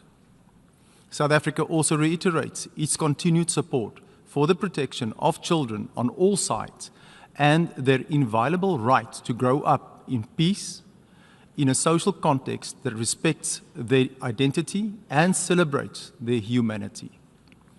President, now more than ever, at this inflection point in the stability of the global order, there is a need for a peaceful and negotiated resolution of this and other persistent conflicts, with the UN at the center, in line with a rules-based order, with due respect for international law, including the UN Charter.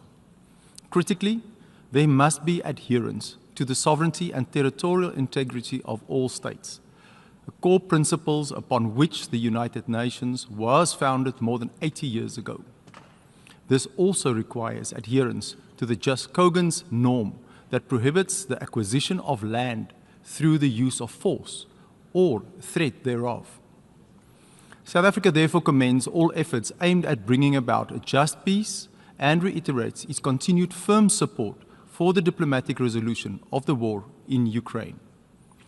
This is an endeavor which we have consistently pursued bilaterally, including through the African Peace Initiative, which remains one of the only efforts to constructively engage both sides of the conflict.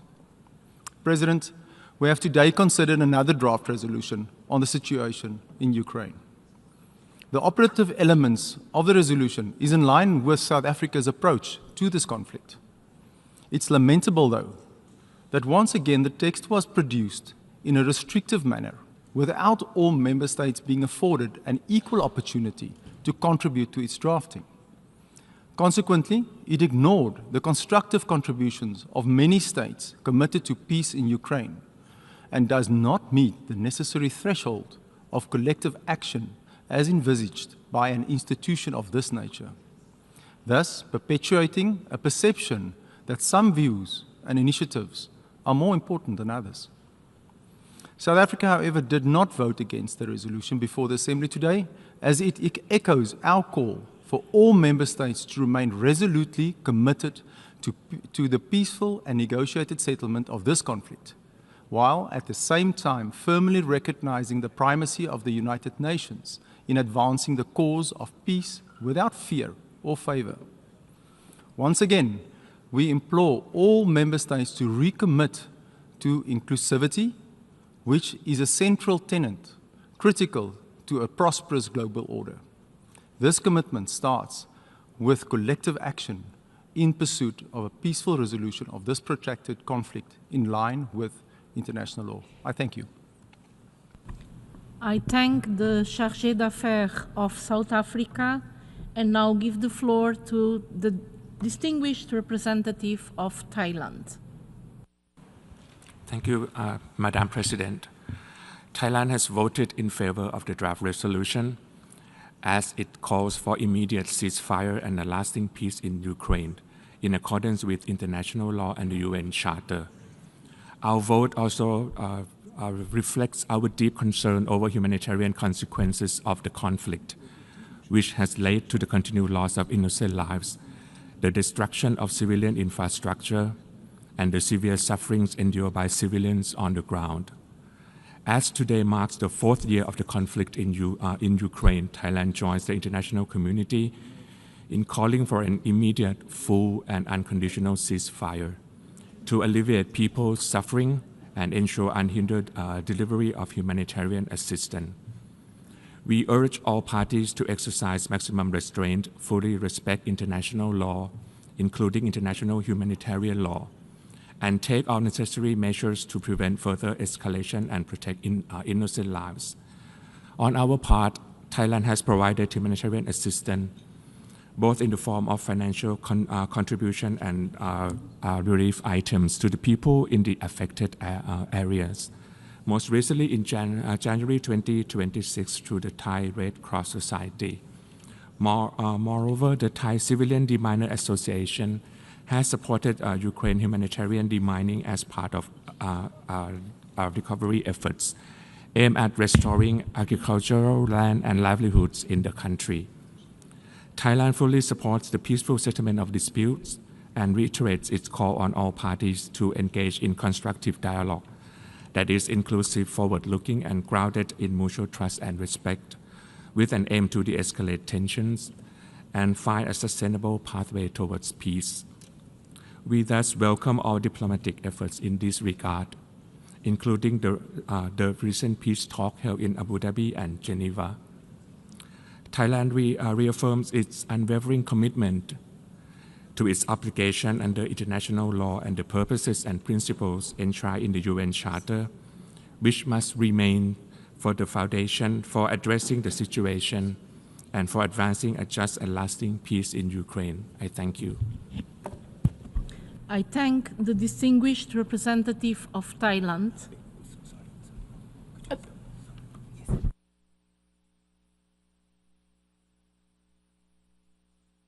I now give the floor to the permanent representative of Cuba.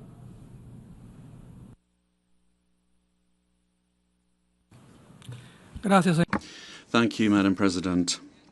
Madam President, Cuba voted against the draft resolution L17 because we feel it does not contribute or provide help to negotiations to bring about lasting peace with the participation of all parties involved. The support for lasting peace in Ukraine, as reflected in the title of this resolution, should take into account the legitimate concerns of all, and this initiative lacks that. By making only one party responsible and not recognizing the responsibility of those that deployed aggressive actions that led to the escalation of the conflict, this resolution is only giving a partial, distorted view of the facts. It will not be possible to achieve peace through political manipulation, double standards, and selectivity. We have emphatically opposed these approaches in the General Assembly. All of this, rather than helping to solve the conflict, which could have been avoided, is only exacerbating differences. Madam President, Cuba has not been and will never be a part of the conflict in Ukraine, despite several attempts by the United States and other governments to link us to this conflict. We are faithful to our principles in full respect of the United Nations Charter and international law. We will maintain a firm defense of peace and oppose the use or the threat of use of force against any state. And we reaffirm our rejection of the increasing arms race, sanctions, unilateral measures that only deepen the causes of conflict and its lamentable consequences. In accordance with our commitment to international humanitarian law, we reiterate our call to all the parties to protect the civilian population, their goods and civilian infrastructure. We support efforts to alleviate the humanitarian situation and minimize the suffering of the population in the conflict area. We very much regret the loss of innocent lives in this war. Madam President, Cuba will continue to advocate for a serious diplomatic solution that is constructive and realistic of the current crisis in Ukraine through peaceful means in strict adherence to international law that will guarantee the sovereignty and address the legitimate security concerns of all parties, particularly address the underlying causes of the conflict. Thank you. Gracias. Thank you very much to the permanent representative of Cuba. The floor to the distinguished representative of Egypt. سيد الرئيس يأتي اجتماعنا Madam President, we are holding this meeting today as the Russia-Ukraine crisis enters its fifth year. It is no secret that this crisis has not only affected the two parties to the conflict and their immediate regional surroundings, but has also cast a profoundly negative shadow on the countries of the global south, particularly African nations. Egypt has been at the heart of these challenges. It has been directly affected by the disruptions affecting food security, supply chains, and rising energy prices. In this context, Egypt has actively engaged in all sincere efforts to end the conflict, whether through initiatives, actions, or draft resolutions. Egypt participated in the Arab Contact Group at the ministerial level in June 2022, at the African Leaders Initiative in July 2023, and finally joined the core group of the Friends of Peace in September 2024. From this perspective, Egypt's position on the crisis was based on a number of firm principles, which are key in reflecting Egypt's principled position applied to all issues facing the world, regardless of their context or geographical location. They are as follows. 1. reaching sustainable solutions to conflicts should be based on the purposes and principles of the UN Charter without selectivity, and should be based on the principles of international law, including through dialogue, the peaceful settlement of disputes, and the rights of peoples to self-determination. 2. A sustainable settlement and a lasting settlement of the conflict cannot be achieved without addressing the root causes of the crisis and the legitimate security concerns of states, and without respecting the linguistic and cultural rights of the population. Neglecting this aspect leads to an incomplete understanding of the crisis. Therefore,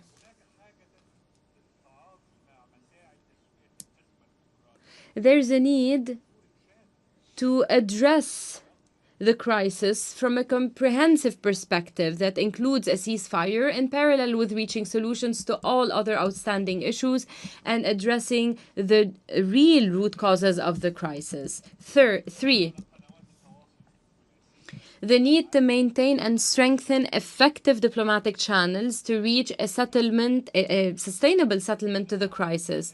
It is also important to refrain from using various tools that fuel the conflict and deepen polarization, such as the use of economic sanctions. In this regard, we welcome the ongoing U.S. efforts to reach a solution to the crisis and the serious engagement of all parties in them. And we emphasize the need to prioritize the success of the ongoing negotiations. 4. It is important for the international community to avoid double standards and deal with existing conflicts on an equal footing without discrimination based on the location or the context of the crisis.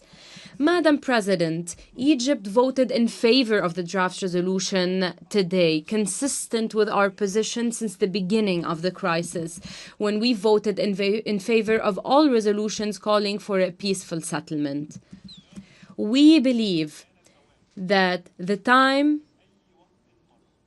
has come more than any time ever to reach a durable settlement to the ongoing crisis and achieve peace, to spare the world, both developed and developing, the extremely dangerous repercussions of a crisis of this magnitude.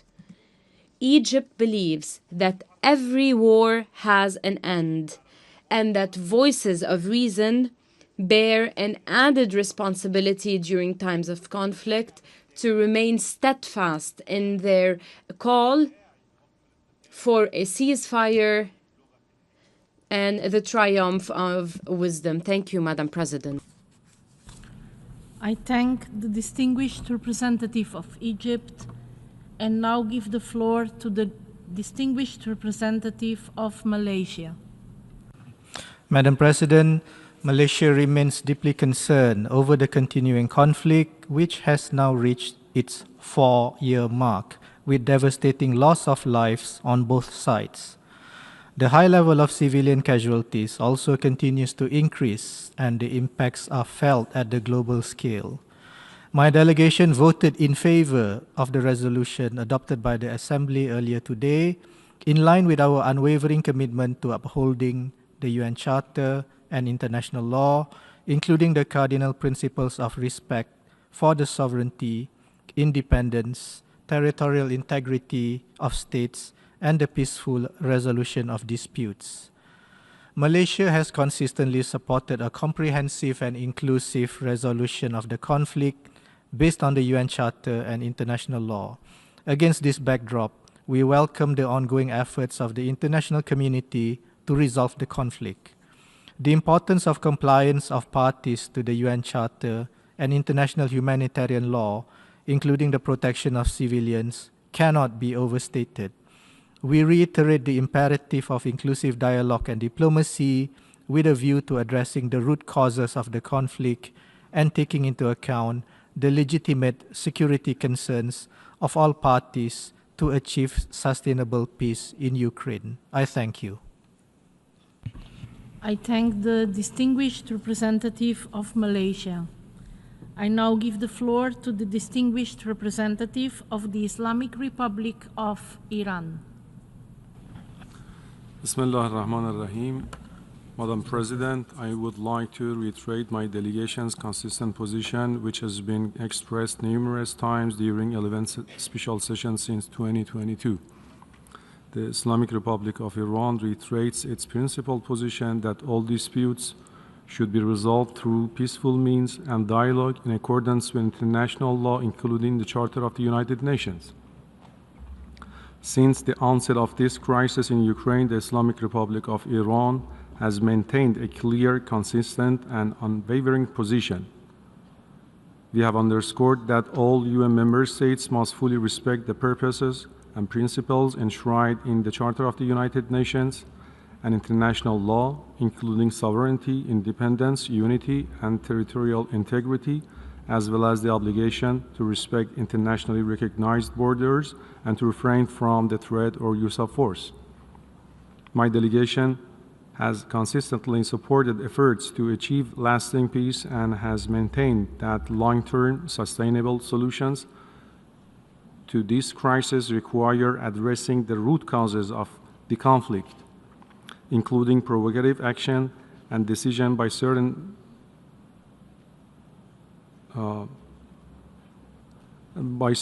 states and NATO. Regrettably, the current resolution fails to do so.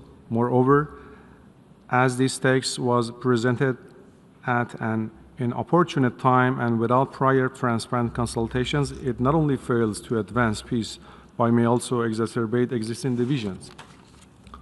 We have some concerns that the purposes of this resolution is not to support lasting peace in Ukraine, but rather to serve as a political maneuver in an ongoing geopolitical rivalry.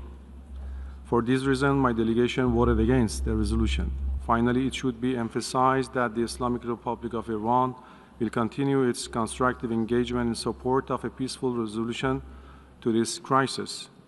Regrettably, the Islamic Republic of Iran has been facing baseless allegations of supporting one side in this conflict, claims that my delegation has repeatedly denied and continues to categorically reject. I thank you. I thank the distinguished representative of the Islamic Republic of Iran. We have heard the last speaker in explanation of vote after vote. As agreed earlier, the Assembly will now resume its debate on Agenda Item 5. Our next speaker is His Excellency Lasha Darsali, Deputy Minister for Foreign Affairs of Georgia.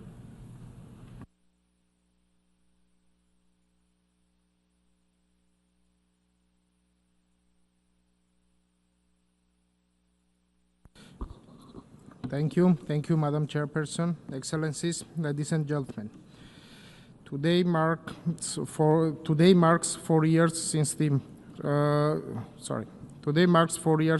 Russian Federation launched its full-scale invasion of Ukraine, a grave violation of international law and a direct assault on the principles enshrined in the UN Charter. This act of aggression is not merely an attack against a sovereign state. It is a challenge to the very foundation of the international rules-based order and the security architecture that underpins global stability. Georgia unequivocally condemns the immense human suffering and widespread destruction caused by Russia's war of aggression against Ukraine.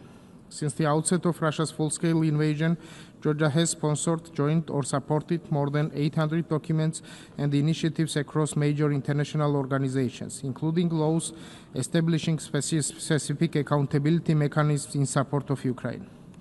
Georgia is a founding member of the Register of Damage and has recently signed the Council of Europe Convention establishing the International Claims Commission for Ukraine, important steps towards advancing accountability and enabling reparations for the damage caused by Russia's aggression. Georgia stands firmly with the Ukrainian people. We have provided humanitarian assistance and continue to host thousands of war-affected Ukrainians, ensuring access to accommodation, education, healthcare, and social services. Excellencies, Georgia knows firsthand the consequences of occupation. Russia continues its illegal military presence in Georgia's Abkhazia and Tkhinvali regions. Where the security, human rights, and humanitarian situation remains deeply concerning, and access for international monitoring mechanisms continues to be denied. The international community must remain united and resolute. Attempts to redraw internationally recognized borders by force must never be tolerated. Georgia understands well the price of peace and its importance for a stable and prosperous future for our region. We welcome all genuine efforts aimed at ending the war and achieving lasting peace. Georgia reaffirms its unwavering support for Ukraine's sovereignty and territorial integrity within its internationally recognized borders and for upholding a rules-based international order grounded in the UN Charter and accountability for violation of international law. Thank you very much. I thank the distinguished Deputy Minister of Georgia. I now give the... Madam President, today the General Assembly has adopted a draft resolution calling for an immediate ceasefire, the exchange of prisoners, and the return of detained civilians and deported children. Switzerland has voted in favor, supported this. 4 years ago, Russia launched its war against Ukraine in flagrant violation of international law. 4 years of human suffering, massive destruction, and serious violations of the international legal order based on the rule of law. This has become increasingly unacceptable. This grim anniversary is an opportunity to reaffirm several essential principles. Firstly, attacks on energy infrastructure, particularly in winter, deprive millions of civilians of electricity, water, and heating, with serious and unacceptable humanitarian consequences. All parties must strictly comply with international humanitarian law, including the principles of distinction, proportionality, and precaution. Attacks against civilian property are strictly prohibited. Property essential to the survival of the civilian population also benefits from special protection. Switzerland condemns attacks that cause massive suffering to the civilian population and is concerned about the escalation of the war, particularly through the use of weapons systems with high destructive capacity, such as the Oreshnik missile, which increase risks to regional security. Switzerland reaffirms its full solidarity with the Ukrainian people. It will continue to support the reconstruction of Ukraine, which it considers to be a strategic objective, and will provide Ukraine with generators and equipment intended to maintain access to essential services. Secondly, the temporarily occupied territories are an integral part of Ukraine. Any attempt to annex or change borders by force is a clear violation of the United Nations Charter and of international law. Switzerland does not recognize these annexations. The protection of civilians and persons hors de combat must be guaranteed at all times, in accordance with international humanitarian law and international human rights law. Forced transfers, arbitrary detentions and deportations, particularly of children, are prohibited and must cease immediately.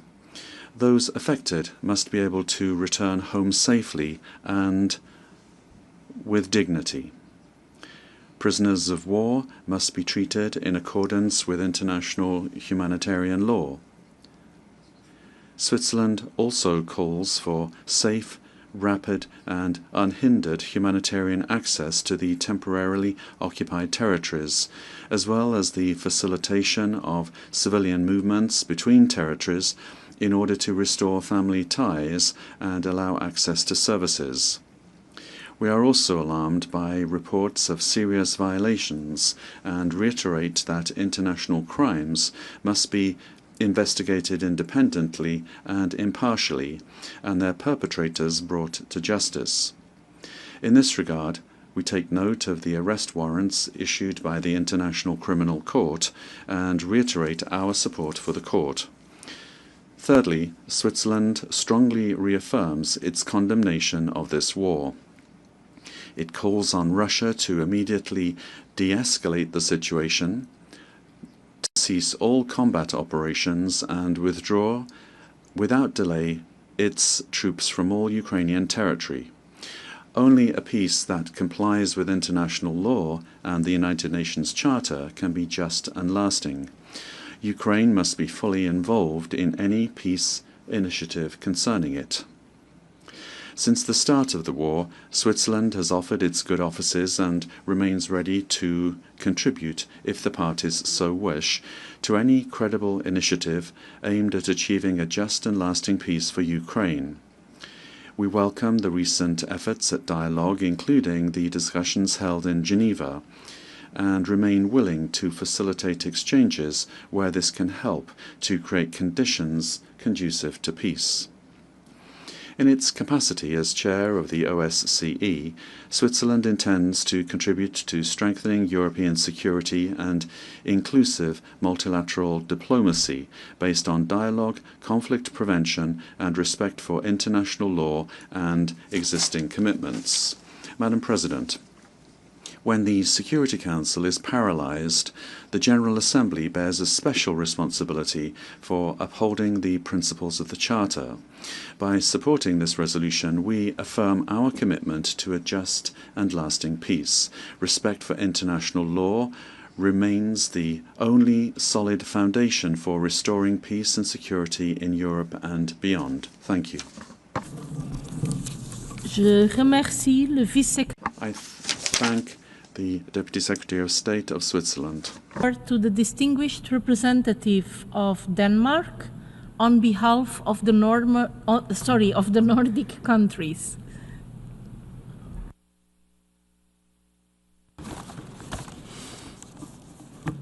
Thank you, Madam President. I have the honor to speak on behalf of the 5 Nordic countries, Finland, Iceland, Norway, Sweden, and my own country, Denmark. We are here to mark the grim 4th anniversary of Russia's full-scale invasion of Ukraine. A war of aggression in flagrant violation of international law, including the UN Charter. An unprovoked war that President Putin chose to wage against a peaceful neighbor. What the Kremlin thought would be a 3-day, quote, special military operation, unquote, has now entered day 1,461, the largest military conflict on European soil since the Second World War.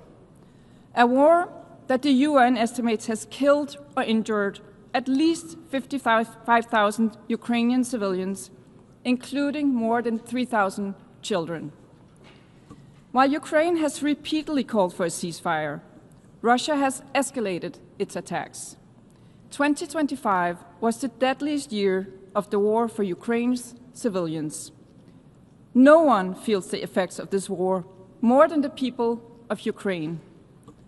No one wants peace more than the people of Ukraine.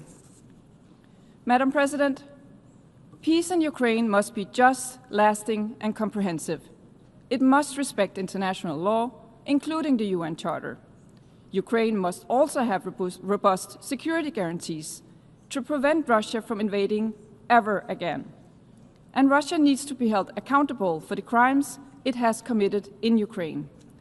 We cannot stand by as the UN Charter is violated with impunity and territory is seized by force. To do so would only encourage further aggression and the undermining of international peace and security. Put simply, in such a world where we return to an era of might is right, no country would be safe. Madam President, the Nordic countries were pleased to co-sponsor Ukraine's resolutions. It called for an immediate, full, and unconditional ceasefire, for a comprehensive, just, and lasting peace in line with international law, including the UN Charter, and for confidence-building measures, including the complete exchange of prisoners of war, the release of all unlawfully detained persons, and the return of all internees and civilians forcibly transferred or deported, including thousands of children. We are pleased that Ukraine's resolution was adopted by the General Assembly by an overwhelming majority.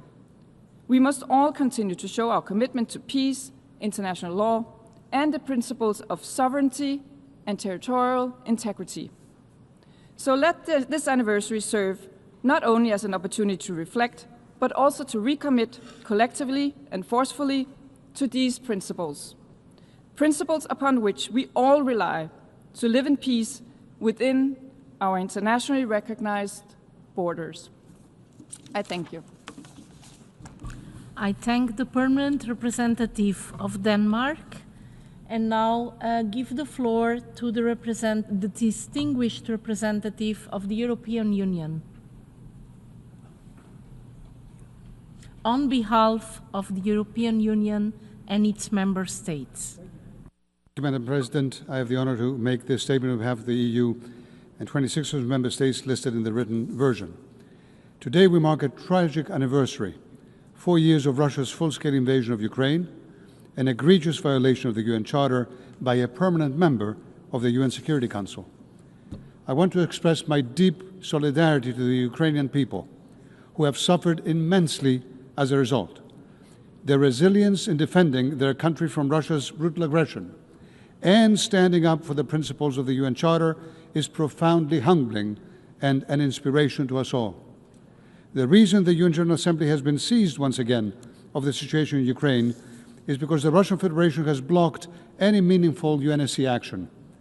The only resolution it has allowed to pass was in February last year, which called for a swift end to the conflict, remember?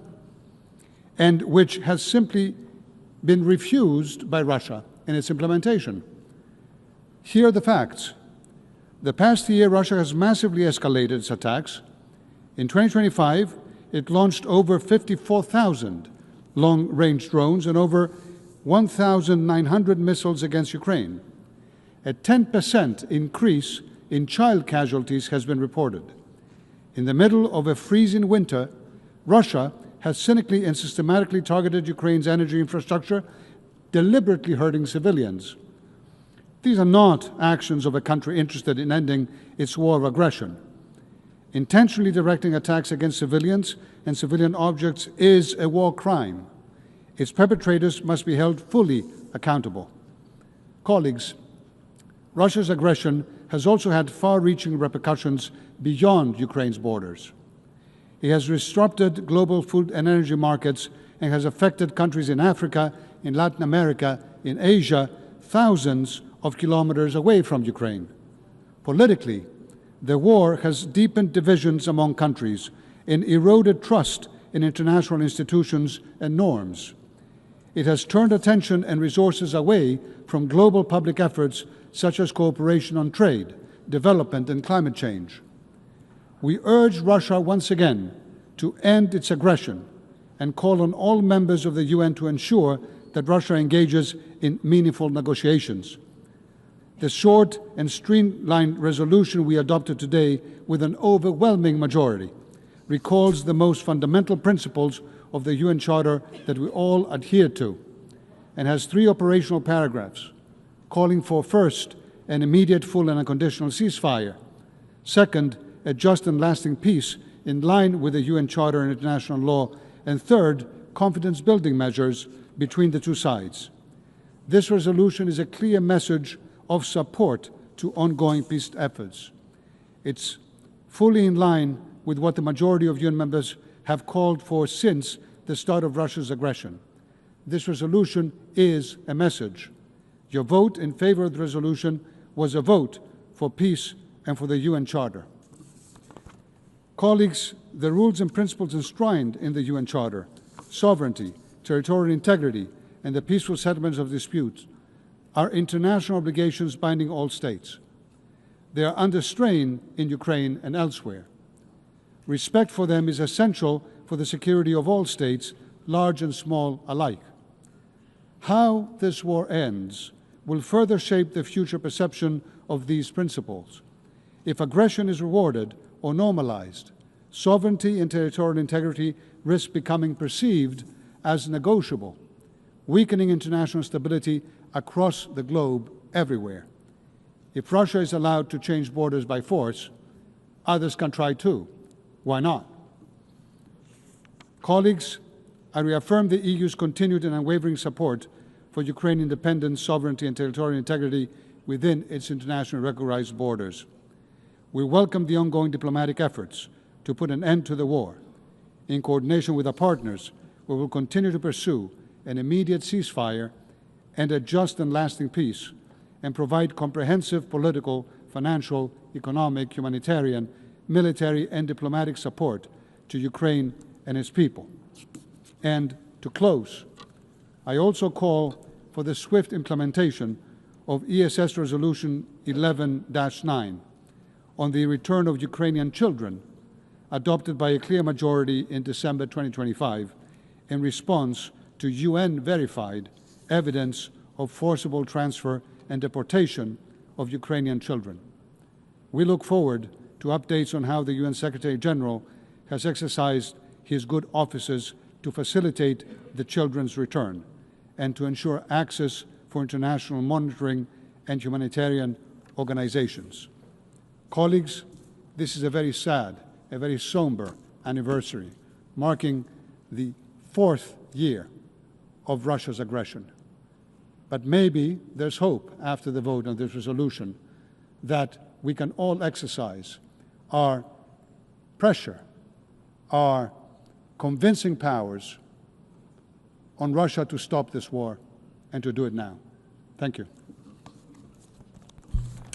I thank the head of delegation of the European Union and now give the floor to the distinguished representative of Austria.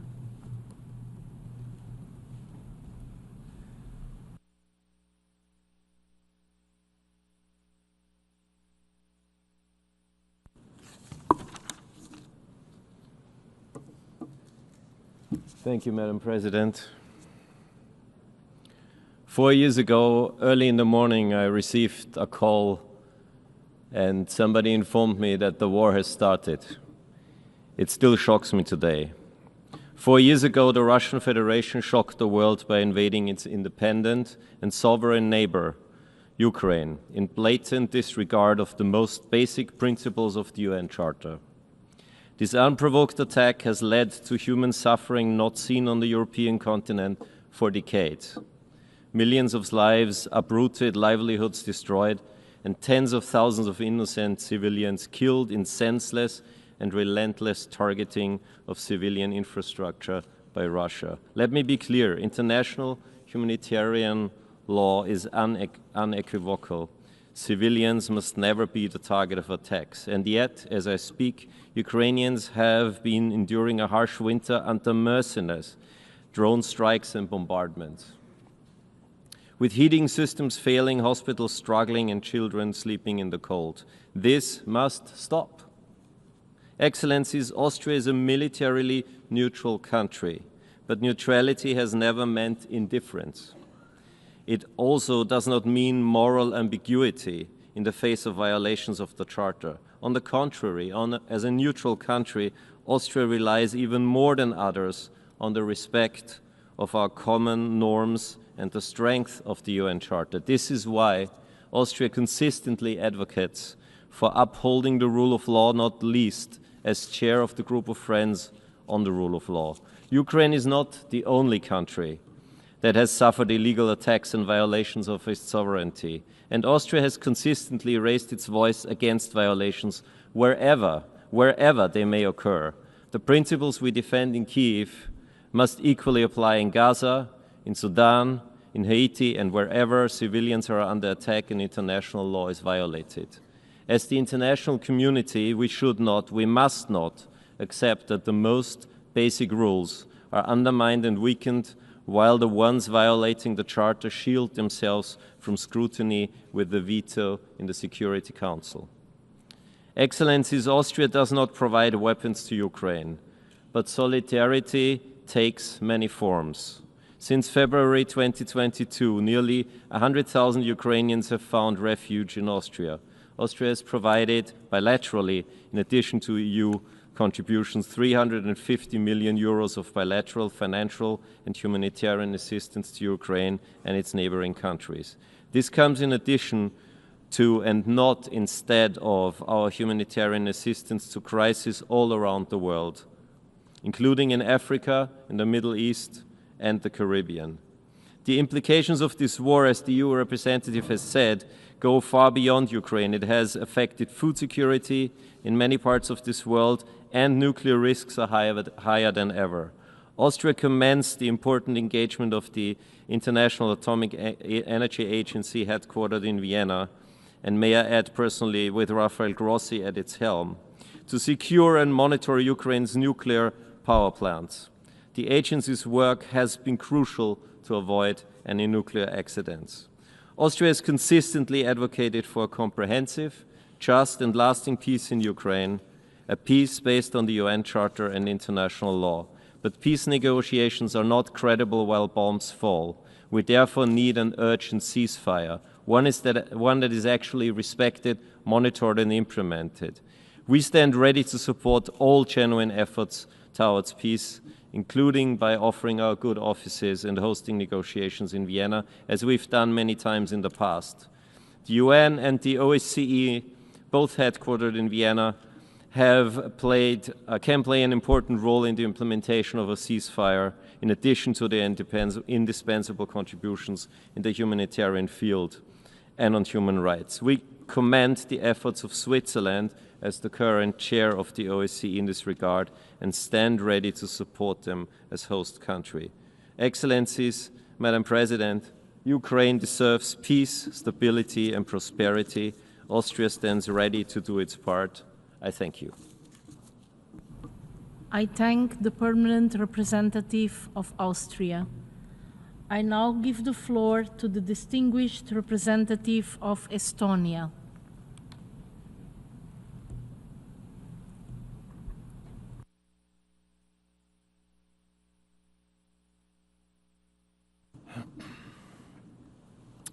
President of the General Assembly, Excellencies, for the fourth year, February 24 marks a sad and tragic day, Russia's full-scale invasion of Ukraine. Unprovoked, unjustified and brutal. For Estonia, February 24 has been a symbol of freedom as we celebrate today our 108th Independence Day. On such an important day for us, I want to recognize the courage of the Ukrainian people. Ukraine is fighting not only for its freedom, but also for the values and international law-based multilateral order that most of us hold dear. President, a permanent member of the Security Council of Russia has chosen to grossly violate the foundational principles of the UN Charter: sovereignty, territorial integrity, and the peaceful settlement of disputes. Throughout its war of aggression against Ukraine, Russia has been using the full spectrum of heavy weaponry, including armed drones and intermediate-range ballistic missiles, the so-called Oreshnik, capable of carrying nuclear weapons against Ukraine's civilian population and critical infrastructure, killing and injuring an unimaginable number of civilians, including children. Moreover, Russia has been carrying out brutal attacks against Ukraine's energy system for months, leaving millions of people every day without electricity, heating and water in the midst of the freezing temperatures. Russia is clearly trying to break the Ukrainian people. We call on all nations to deliver critical equipment, fuel supplies and other donations to help repair the energy sector of Ukraine. As Ukraine enters its fifth year of full-scale war, an estimated 10.8 million people require humanitarian assistance. To alleviate sufferings of the Ukrainian people, in addition to our everyday assistance, Estonia will host the Ukraine Recovery Conference in 2027 in Tallinn, which will bring together all partner and donor countries, the public and private sectors, as well as their civil society. President, At least 20,000 Ukrainian children have been deported from occupied territories to Russia. We recall the relevant resolution adopted by the General Assembly last year in December and demand Russia immediately and unconditionally return all Ukrainian children. Russia must be held accountable for war crimes and crimes against humanity perpetrated in Ukraine. Despite sustained efforts by Ukraine, the United States and Europe, Russia continues deliberately obscuring and obstructing any genuine progress towards peace. Therefore, all the UN member states need to come together and force Russia to peace in Ukraine. Estonia calls for the swift implementation of the resolution adopted by the General Assembly today that we proudly co-sponsored. We remain fully committed to achieving a comprehensive, just, and lasting peace in Ukraine, based on international law and in full respect of Ukraine's sovereignty, independence, and territorial integrity within its internationally recognized borders. Estonia's support to Ukraine and its people remains unwavering. We will not give up, knowing very well that one day justice will prevail. I thank you. I thank the permanent representative of Estonia and now give the floor to the distinguished representative of Portugal.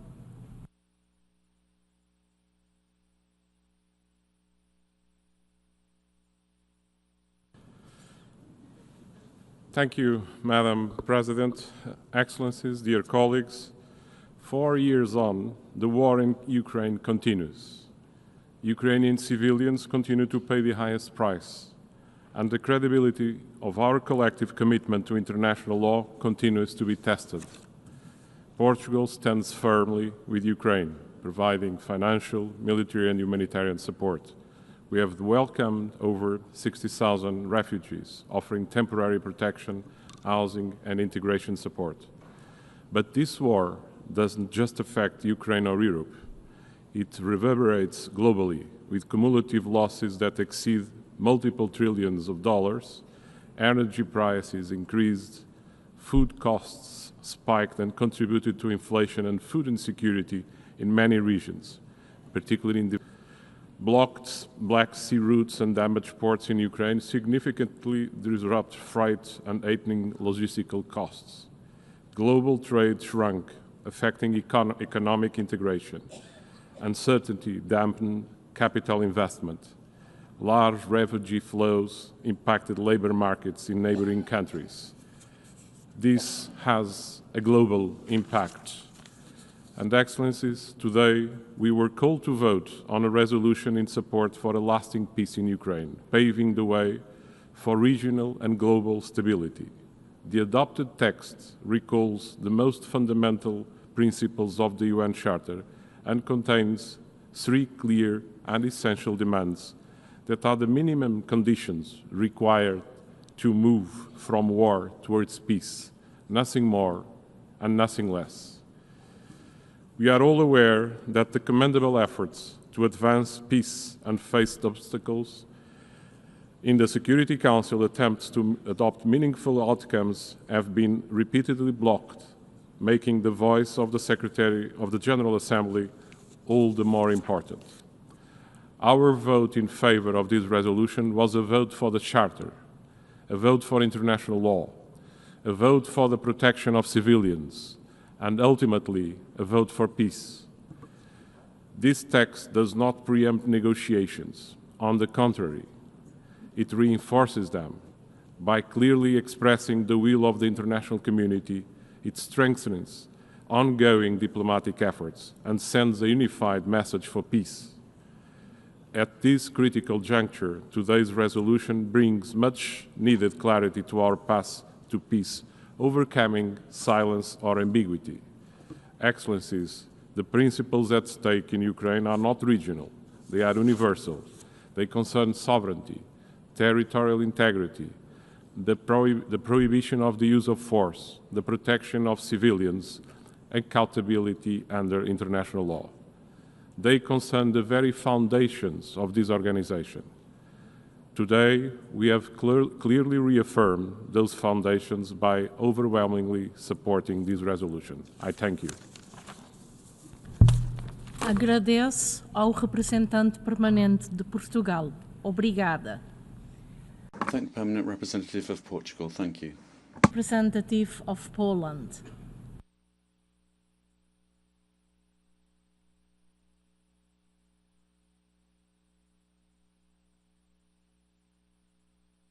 Madam President, Excellencies, 4 years have passed since the Russian Federation launched its brutal, unjustified and unlawful full-scale aggression against Ukraine. 4 years of immense human suffering and destruction.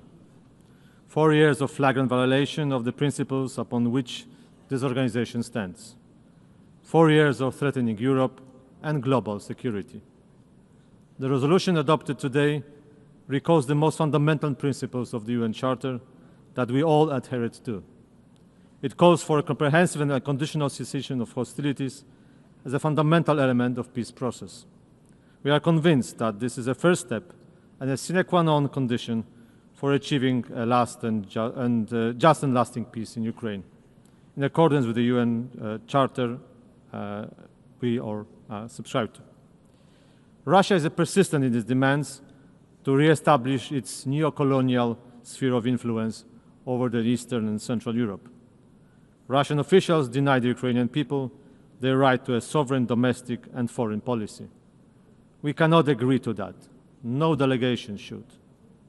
Russia's invasion and ongoing occupation of parts of Ukraine constitute a grave breach of international law. Any attempted annexation or forced integration of Ukrainian territory is null and void. In the temporarily occupied territories, repression is systematic. Surveillance, coercion, and digital controls have eliminated space for dissent. Russian laws are selectively imposed to entrench domination. Ukrainian citizens are pressured to accept Russian passports. Those who refuse are threatened as foreigners in their own homes, deprived of rights and services. We are witnessing deliberate demographic and ideological re-engineering. Ukrainian children are unlawfully transferred and deported. Education is being weaponized to erase identity, and young people are drawn into paramilitary structures serving the occupying power. Such actions violate international humanitarian law, including the Fourth Geneva Convention. Reports by the Office of the United Nations High Commissioner for Human Rights and the Independent International Commission of Inquiry on Ukraine document arbitrary detention, enforced disappearances, torture, and extrajudicial executions. These violations form a consistent pattern. The economic potential of the occupied territories is redirected to support Russia's war effort. Religious life is also subjected to pressure. That's all for the climate of trust needed for negotiations the Russian delegation was speaking about. Madam President, many high-level delegations were unable to join us today because of the severe winter conditions for the last 2 days. If you complained about inconveniences yesterday, please think what Ukraine is facing, where temperatures are much colder and Russia systematically attacks cities, shelling power and heating plants, and leaving millions of people without electricity and heat in the dead of winter. This is yet another Russian war crime during the aggression. Maybe these days it's easier for us to grasp the cruelty of the deliberate actions. We firmly believe that impunity cannot prevail. War crimes, crimes against humanity, and the crime of aggression must not go unpunished. In the meanwhile, Moscow presents itself as an advocate for global partners, exploit the economic difficulties of people around the world by recruiting them to Russia's military forces and engaging in the neo-colonial war.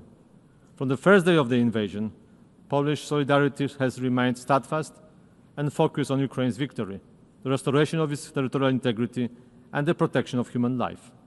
We are convinced that Ukraine will prevail with the sustained commitment of the national community that was shown also today in the voting. Thank you so much. I thank the permanent representative of Poland and now give the floor to the distinguished representative of Luxembourg.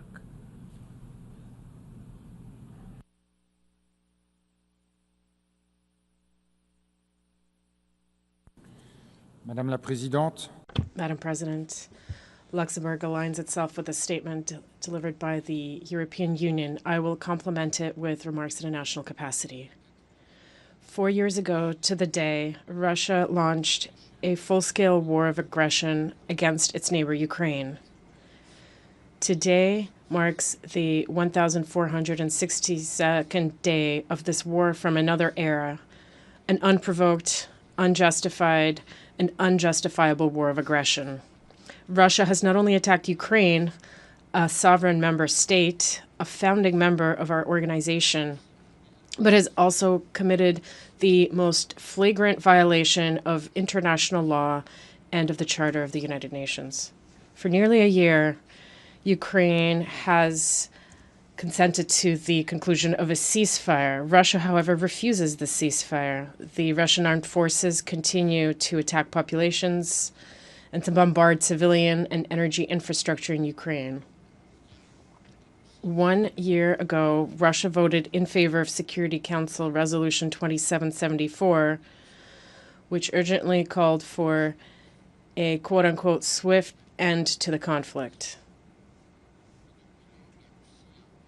But since then, Russia has intensified its attacks against Ukraine. The year 2025 was the deadliest for Ukrainian civilians since 2022. Our thoughts today are with the millions of Ukrainians who have been subjected to unspeakable suffering, as well as with the tens of thousands who have been killed over the past 4 years. At this critical juncture, it is essential for the General Assembly to lend its full support to a lasting peace in Ukraine. That is the purpose of the resolution submitted by Ukraine, which we adopted this morning. Luxembourg is proud to have co-sponsored and voted in favor of this resolution, which sets out 3 very clear demands. First, an immediate, full, and unconditional ceasefire. Second, a comprehensive, just, and lasting peace in line with international law, including the Charter of the United Nations. And thirdly, the complete exchange of prisoners of war, the release of all unlawfully detained persons, and the return of all internees and of civilians forcibly transferred or deported, including children, as a significant confidence-building measure. We thank the member states from all regions that voted in favor of this resolution. This vote is a vote for peace, a vote for the Charter and its principles. The war of aggression waged by Russia against Ukraine is taking place on the European continent, but we all know that the consequences of this war are felt far beyond Europe. This war spreads death and suffering in Ukraine, but it also undermines global stability, disrupts food and energy supply chains, contributes to higher inflation worldwide, and undermines trust in international institutions and norms. Madam President, efforts to end this war through diplomacy and dialogue deserve our full support. We have closely followed the talks held between the Ukrainian and Russian delegations with the participation of the United States, which were held in Abu Dhabi and Geneva. A peace agreement can only be durable if it is just, accepted by the Ukrainians, and backed by robust security guarantees. And because it concerns European security, Europeans will need to be involved. And any agreement must be based on the principles of the UN Charter, as this Assembly has stated. Peace will be just when the perpetrators of the gravest crimes committed on Ukrainian soil are held accountable and when justice is done for the victims. In this context, Luxembourg supports the work of Ukrainian judicial authorities and of the International Criminal Court, which has already issued several arrest warrants against Russian officials. We support the establishment of a special tribunal for the crime of aggression against Ukraine. Madam President, Ukraine can continue to count on Luxembourg's full support and solidarity in its heroic struggle to defend its freedom and universal values. Through its engagement across all domains, from humanitarian and energy assistance to military support, Luxembourg supports Ukraine's independence, unity, sovereignty, and territorial integrity within its internationally recognized borders. We will continue to work towards a comprehensive, just, and lasting peace in Ukraine, a peace in accordance with international law. We will continue to stand up for the respect of the UN Charter, which is our shared bulwark against those who seek to impose the law of the strongest over the rule of law. Thank you very much.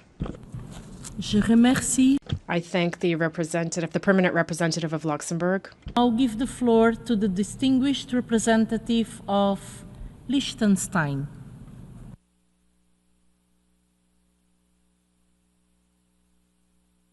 For the floor, Madam President. Today we commemorate the anniversary of Russia's aggression against Ukraine, which began in February 2014 with the invasion of eastern Ukraine and the illegal annexation of Crimea. Russia's full-scale aggression is unequivocally in violation of Article 2.4 of the Charter. Over the past year, Russia has continued to expand the catalogue of war crimes and crimes against humanity in support of its aggression, which is at the origin of all the other crimes. Russia's attacks on critical infrastructure over the past weeks are clearly timed to weaponize the dead of winter and terrorize the civilian population of Ukraine. Madam President, the situation today demonstrates the insufficiency of our response in 2014, which did not even specify that Russia had committed aggression against Ukraine, far from condemning it. This limited response, far from preventing subsequent aggression, was de facto a contributing factor to Russia's full-scale invasion 4 years ago. We must acknowledge the shortcomings of our collective action and recognize the need to respond to future violations with greater resolve from the outset. Madam President, in 2022, the Council delegated its primary responsibility for the situation in Ukraine to the General Assembly. The 2 vetoes exercised by the Russian Federation on amendments to last year's Security Council resolution, eventually adopted as Resolution 2774, disregarded the membership's expressed and recorded political will, as had previously been expressed in the General Assembly. As Russia is a party to a dispute in the case of Ukraine, its vetoes of resolutions and amendments on texts addressing its aggression against Ukraine are clear violations of Article 27.3 of the UN Charter in addition. The resolutions adopted by this Assembly since 2022 demonstrate a robust and principled approach which must be the basis for any meaningful initiative for peace in Ukraine. The implementation of these resolutions is key in order to bring an end to a war that has caused immense suffering to the civilian population, to ensure accountability under international law, including the crime of aggression, and to bring justice for all victims and survivors. As for today's text, Liechtenstein has co-sponsored the resolution and was pleased to see it adopted. It is indeed time for the international community to voice its support for a ceasefire, which Ukraine has been offering for a long time now. We would have preferred, of course, to have seen the title refer to a just and lasting peace, as we would have wanted to see a reference to the ongoing aggression against the Ukrainian people, and given the slaughter of Russian combatants, also their own. We are pleased, nevertheless, to see the strong support for international law and the Charter in support of a just and lasting peace in paragraph 2, which includes principles of sovereignty, independence, and territorial integrity. International law must be at the forefront of our framework for peace. Madam President, as a matter of the implementation of today's resolution, we reiterate that initiatives for peace must include all the relevant parties. In this respect, we note that Ukraine, the victim state, has engaged for some time in negotiation with the intention of making the difficult compromises necessary for a just, lasting and comprehensive peace. They have been met by interlocutors from the Russian Federation who appear to wish only to extend the war on their own terms. The ongoing attacks by the Russian Federation against Ukraine and targeting civilians during talks only serve to illustrate this lack of good faith. Liechtenstein reiterates that a ceasefire now is a matter of priority. Madam President, those engaged in the execution of a peace agreement must first ensure a just and lasting peace for Ukraine, but they must also be aware that peace for Ukraine is necessary for peace in Europe as a whole.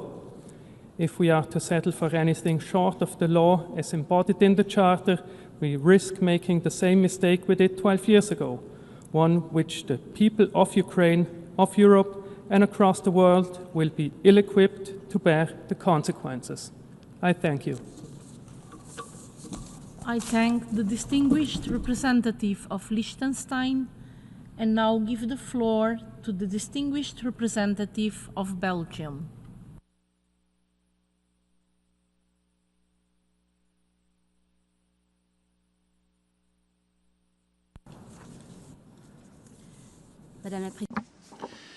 Madam President, dear colleagues, Belgium fully supports the statement of the European Union. I would like to mention three things in my national capacity. Firstly, nothing can justify the Russian aggression against Ukraine, which began more than 10 years ago and has continued on a large scale since the 24th of February 2022. Ukraine is a sovereign state whose borders cannot be changed by force. The Charter is clear. The aims of the United Nations are clear, namely to maintain international peace and security by taking effective collective measures in order to prevent and remove threats to peace and to suppress any act of aggression. This aggression cannot benefit the aggressor, Russia. 2. Belgium supports all initiatives that lead to a comprehensive, just and lasting peace based on the principles of the Charter and on international law. Belgium therefore regrets that the Security Council has not been able to call for a complete, unconditional and immediate ceasefire in Ukraine at the very least, as it has done in a large majority of current conflicts. This Ukrainian exception must be corrected. Belgium also calls on Russia to act in good faith. It must implement Security Council Resolution 2774. It must apply all the resolutions adopted by this Assembly since the beginning of its war of choice. 3. Russia today has called for constraint with regard to the negotiations. However, Russia is attacking civilians and civilian infrastructure every day and does this deliberately, without any regret. In 2025, the number of civilian victims shot up, and they are violating international law every day. We need long-standing solution, but the facts are contradicting the Russian narrative. Dear colleagues, we would like to thank all members that have supported the cause of peace by voting in favour of the resolution presented today, a resolution that is fully anchored in the Charter of the United Nations and its principles. Thank you. I thank the Permanent Representative of Belgium. The floor to the distinguished representative of Ireland.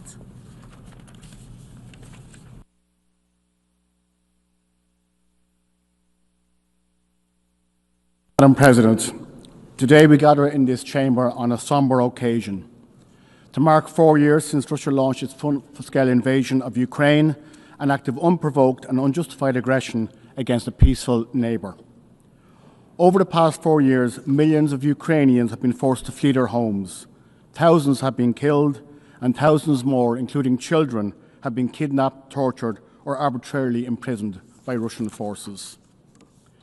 In the face of such brutal adversity, Ukrainians continue to demonstrate outstanding courage, resolve, and determination. Madam President, for 4 years, we, the representatives of the governments of the world, have stood in this chamber and asked for something quite simple and yet fundamental: that the UN Charter be respected and that the innocent civilians of Ukraine be left to live their lives without the fear of constant violence. We have not demanded the earth, but the bare minimum. Russia should simply stop the killing and return to its international obligations, respecting the sovereignty and the territorial integrity of other states and its solemn commitments in the Budapest Memorandum. And for 4 long years we have been ignored. Ignored not just as individual states, but as the General Assembly of the United Nations. This Assembly has adopted no fewer than 8 resolutions within this emergency special session to date, and again 1 more today, all seeking a just and sustainable end to this illegal war in line with international law. I sincerely regret that we've been forced to consider this issue again today, not because we want to, but simply because Russia refuses to comply with the will of these United Nations. We also watch with horror as Russia disregards the principles of international humanitarian law, torn up with each nightly impact of hundreds of drones and missile attacks, brutally killing innocent civilians across Ukrainian cities, and intentionally freezing thousands more in the frigid winter months. Madam President, the UN has faced strong criticism of late, that it is ineffective, inefficient, ill-suited to a time some see as a moment of global rupture. But we would do well to recall that we are all the United Nations. This body reflects our efforts, our initiatives, and yes, our failures. I ask all of you to consider the damage Russia is doing to the UN's credibility by simply ignoring the will of this Assembly for this long, falsely claiming it wants peace, while pursuing more territory, more debt, and more weaponry for imperial conquest. Russia has now attacked Ukraine night after night, day after day, for longer than it fought in the Second World War. A grim milestone and an anniversary none of us wanted to reach.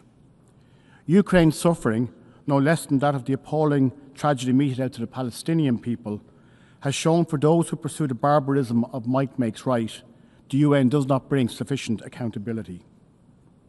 Colleagues, it is within our power as the member states of the UN to change that, and we must do so with the tools we've all built together since the end of World War II. We must demonstrate that those tools work and that the UN works. Revitalisation and transformation of the UN is not just about cost-cutting and bureaucratic reform. It is most importantly about the political will to demonstrate that we mean what we say, that we follow through on our principles, and that when the gavel comes down at this podium, it changes facts on the ground in the real world. And that is up to us as member states. And for this unjust and appalling war, that means that we all must step up and support Ukraine, support its lawful right to defend itself, to restore its energy grid, and to bolster its resolve in peace negotiations. We must all demand an end to imperialism wherever it occurs, and condemn its recent human toll in Eastern Europe and everywhere else it occurs. And we must raise the cost for Russia, for its dismantling of the architecture of multilateralism, which it once had a central role in constructing and upholding. I commend all those who have worked to this end in recent months, including President Trump and the US, in their efforts towards peace. But what 80 years of the UN has taught us is that no country, no matter how powerful, can do everything alone. Today, with the adoption of this 9th resolution of the ESS, I call on all of us to do more to change those facts on the ground, to ensure that the immediate and unconditional ceasefire demanded by this General Assembly happens as soon as possible. I thank you. I thank the permanent representative of Ireland and now give the floor to the distinguished representative of Finland.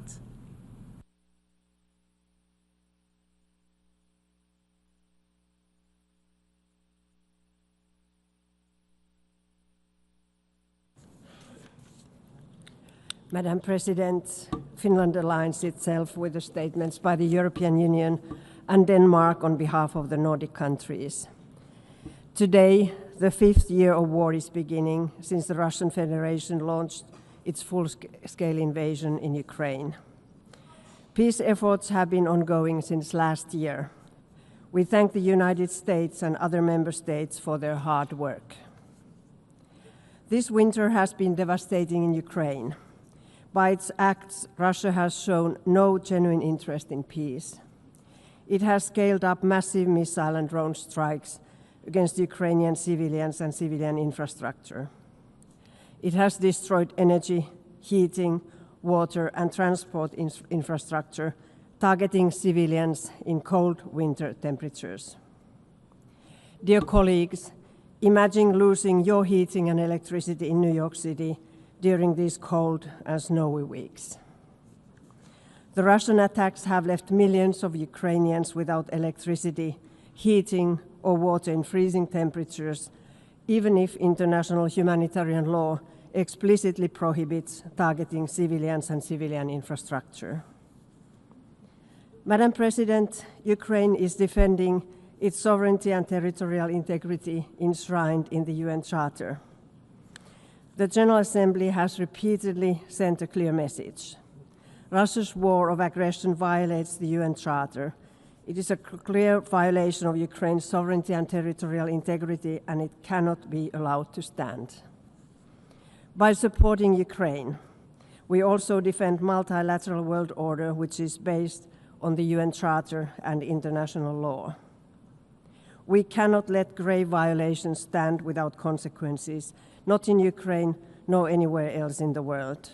Again, in the General Assembly, UN member states have had to decide what kind of a world they do want to leave for future generations. One where wars rage and territorial grabs prevail, or one where disagreements are solved through negotiations, laws are respected, and accountability prevails. Madam President, the General Assembly has again stood at the crossroad, and it has called for a ceasefire and just and lasting peace, instead of being indifferent towards a full-scale invasion and grave violations of the Charter.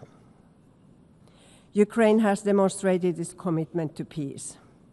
Despite ongoing brutal attacks, Ukraine has engaged constructively in internationally supported peace talks, and it has repeatedly called for a ceasefire. We urge Russian Federation to do the same, to show willingness not only to negotiate, but also to proceed to peace and stop chasing its illegal dreams. If not for the rest of the world, at least for the sake of Russian people. As outlined in today's resolution, there needs to be an immediate, full and unconditional ceasefire and a comprehensive, just and lasting peace in line with the UN Charter and international law. Madam President, Finland will continue to support Ukraine and its brave people under military attack for as long as it takes. I thank you. I thank the permanent representative of Finland and now give the floor to the distinguished representative of Germany.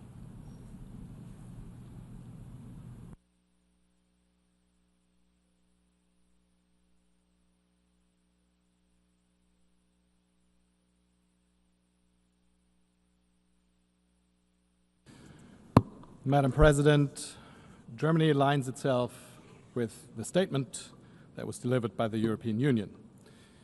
4 years ago, Russia began its full-scale invasion of Ukraine following more than 10 years of violent interferences. And every single day, Russia's illegal and unjustified war of aggression continues to cost many lives, continues to destroy livelihoods, and to inflict unjustifiable harm, and to impact food security worldwide. This year again, in the middle of a harsh winter, Russia deliberately escalated and intensified its war against the civilian population. Merciless attacks on energy infrastructure in Ukraine have left hundreds of thousands of civilians, men and women, children and elderly, without electricity, heat and water, in an attempt to break the will of Ukraine's population. We should all acknowledge and commend the enduring resilience of the Ukrainian people. All of this is well documented, including by the UN Human Rights Monitoring Mission in Ukraine. Here at the UN, Russia has consistently blocked the Security Council from taking meaningful action, and in the negotiations, Russia keeps insisting on maximalist demands and aims to gain at the negotiating table what it has failed to reach militarily. Colleagues, All of this matters to all of us because Russia's violation of the prohibition of the use of force is an attack on the most fundamental rule, one of the most fundamental rules of the international order. Its direct attacks against the civilian population seriously undermine international humanitarian law. It has to end, and we have to be concerned, all of us. With the resolution we adopted today, the General Assembly calls for an immediate ceasefire, and this would benefit the ongoing peace negotiations. It would create a basis for restarting, rebuilding trust between the parties.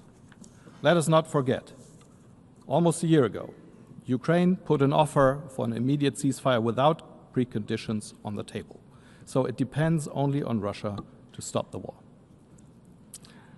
Germany continues to support Ukraine's independence, sovereignty, and territorial integrity with its internationally recognized borders, and together with our partners, we provide extensive political, military, financial, economic, humanitarian, and diplomatic support to Ukraine and its people, and we will continue to do so. Madam President, colleagues, it was high time that the General Assembly sent a clear message to the world today by adopting this resolution, a signal that the United Nations Charter matters, that international law matters, and that we are united in the ambition to bring this war to an end, to stop bloodshed, and to undertake serious steps towards a comprehensive, just, and lasting peace. We owe it to the Ukrainian people who have shown time and again that they want peace, and we owe it also to our own people to show that the principles that we all agree to matter. So, again, it depends on Russia to finally end this war. Let's all work towards this end. Thank you very much. I thank the permanent representative of Germany. We have heard the last speaker in the debate of this item for this meeting. We shall hear the remaining speakers this afternoon at 3 p.m. in this very same hall. The meeting is adjourned.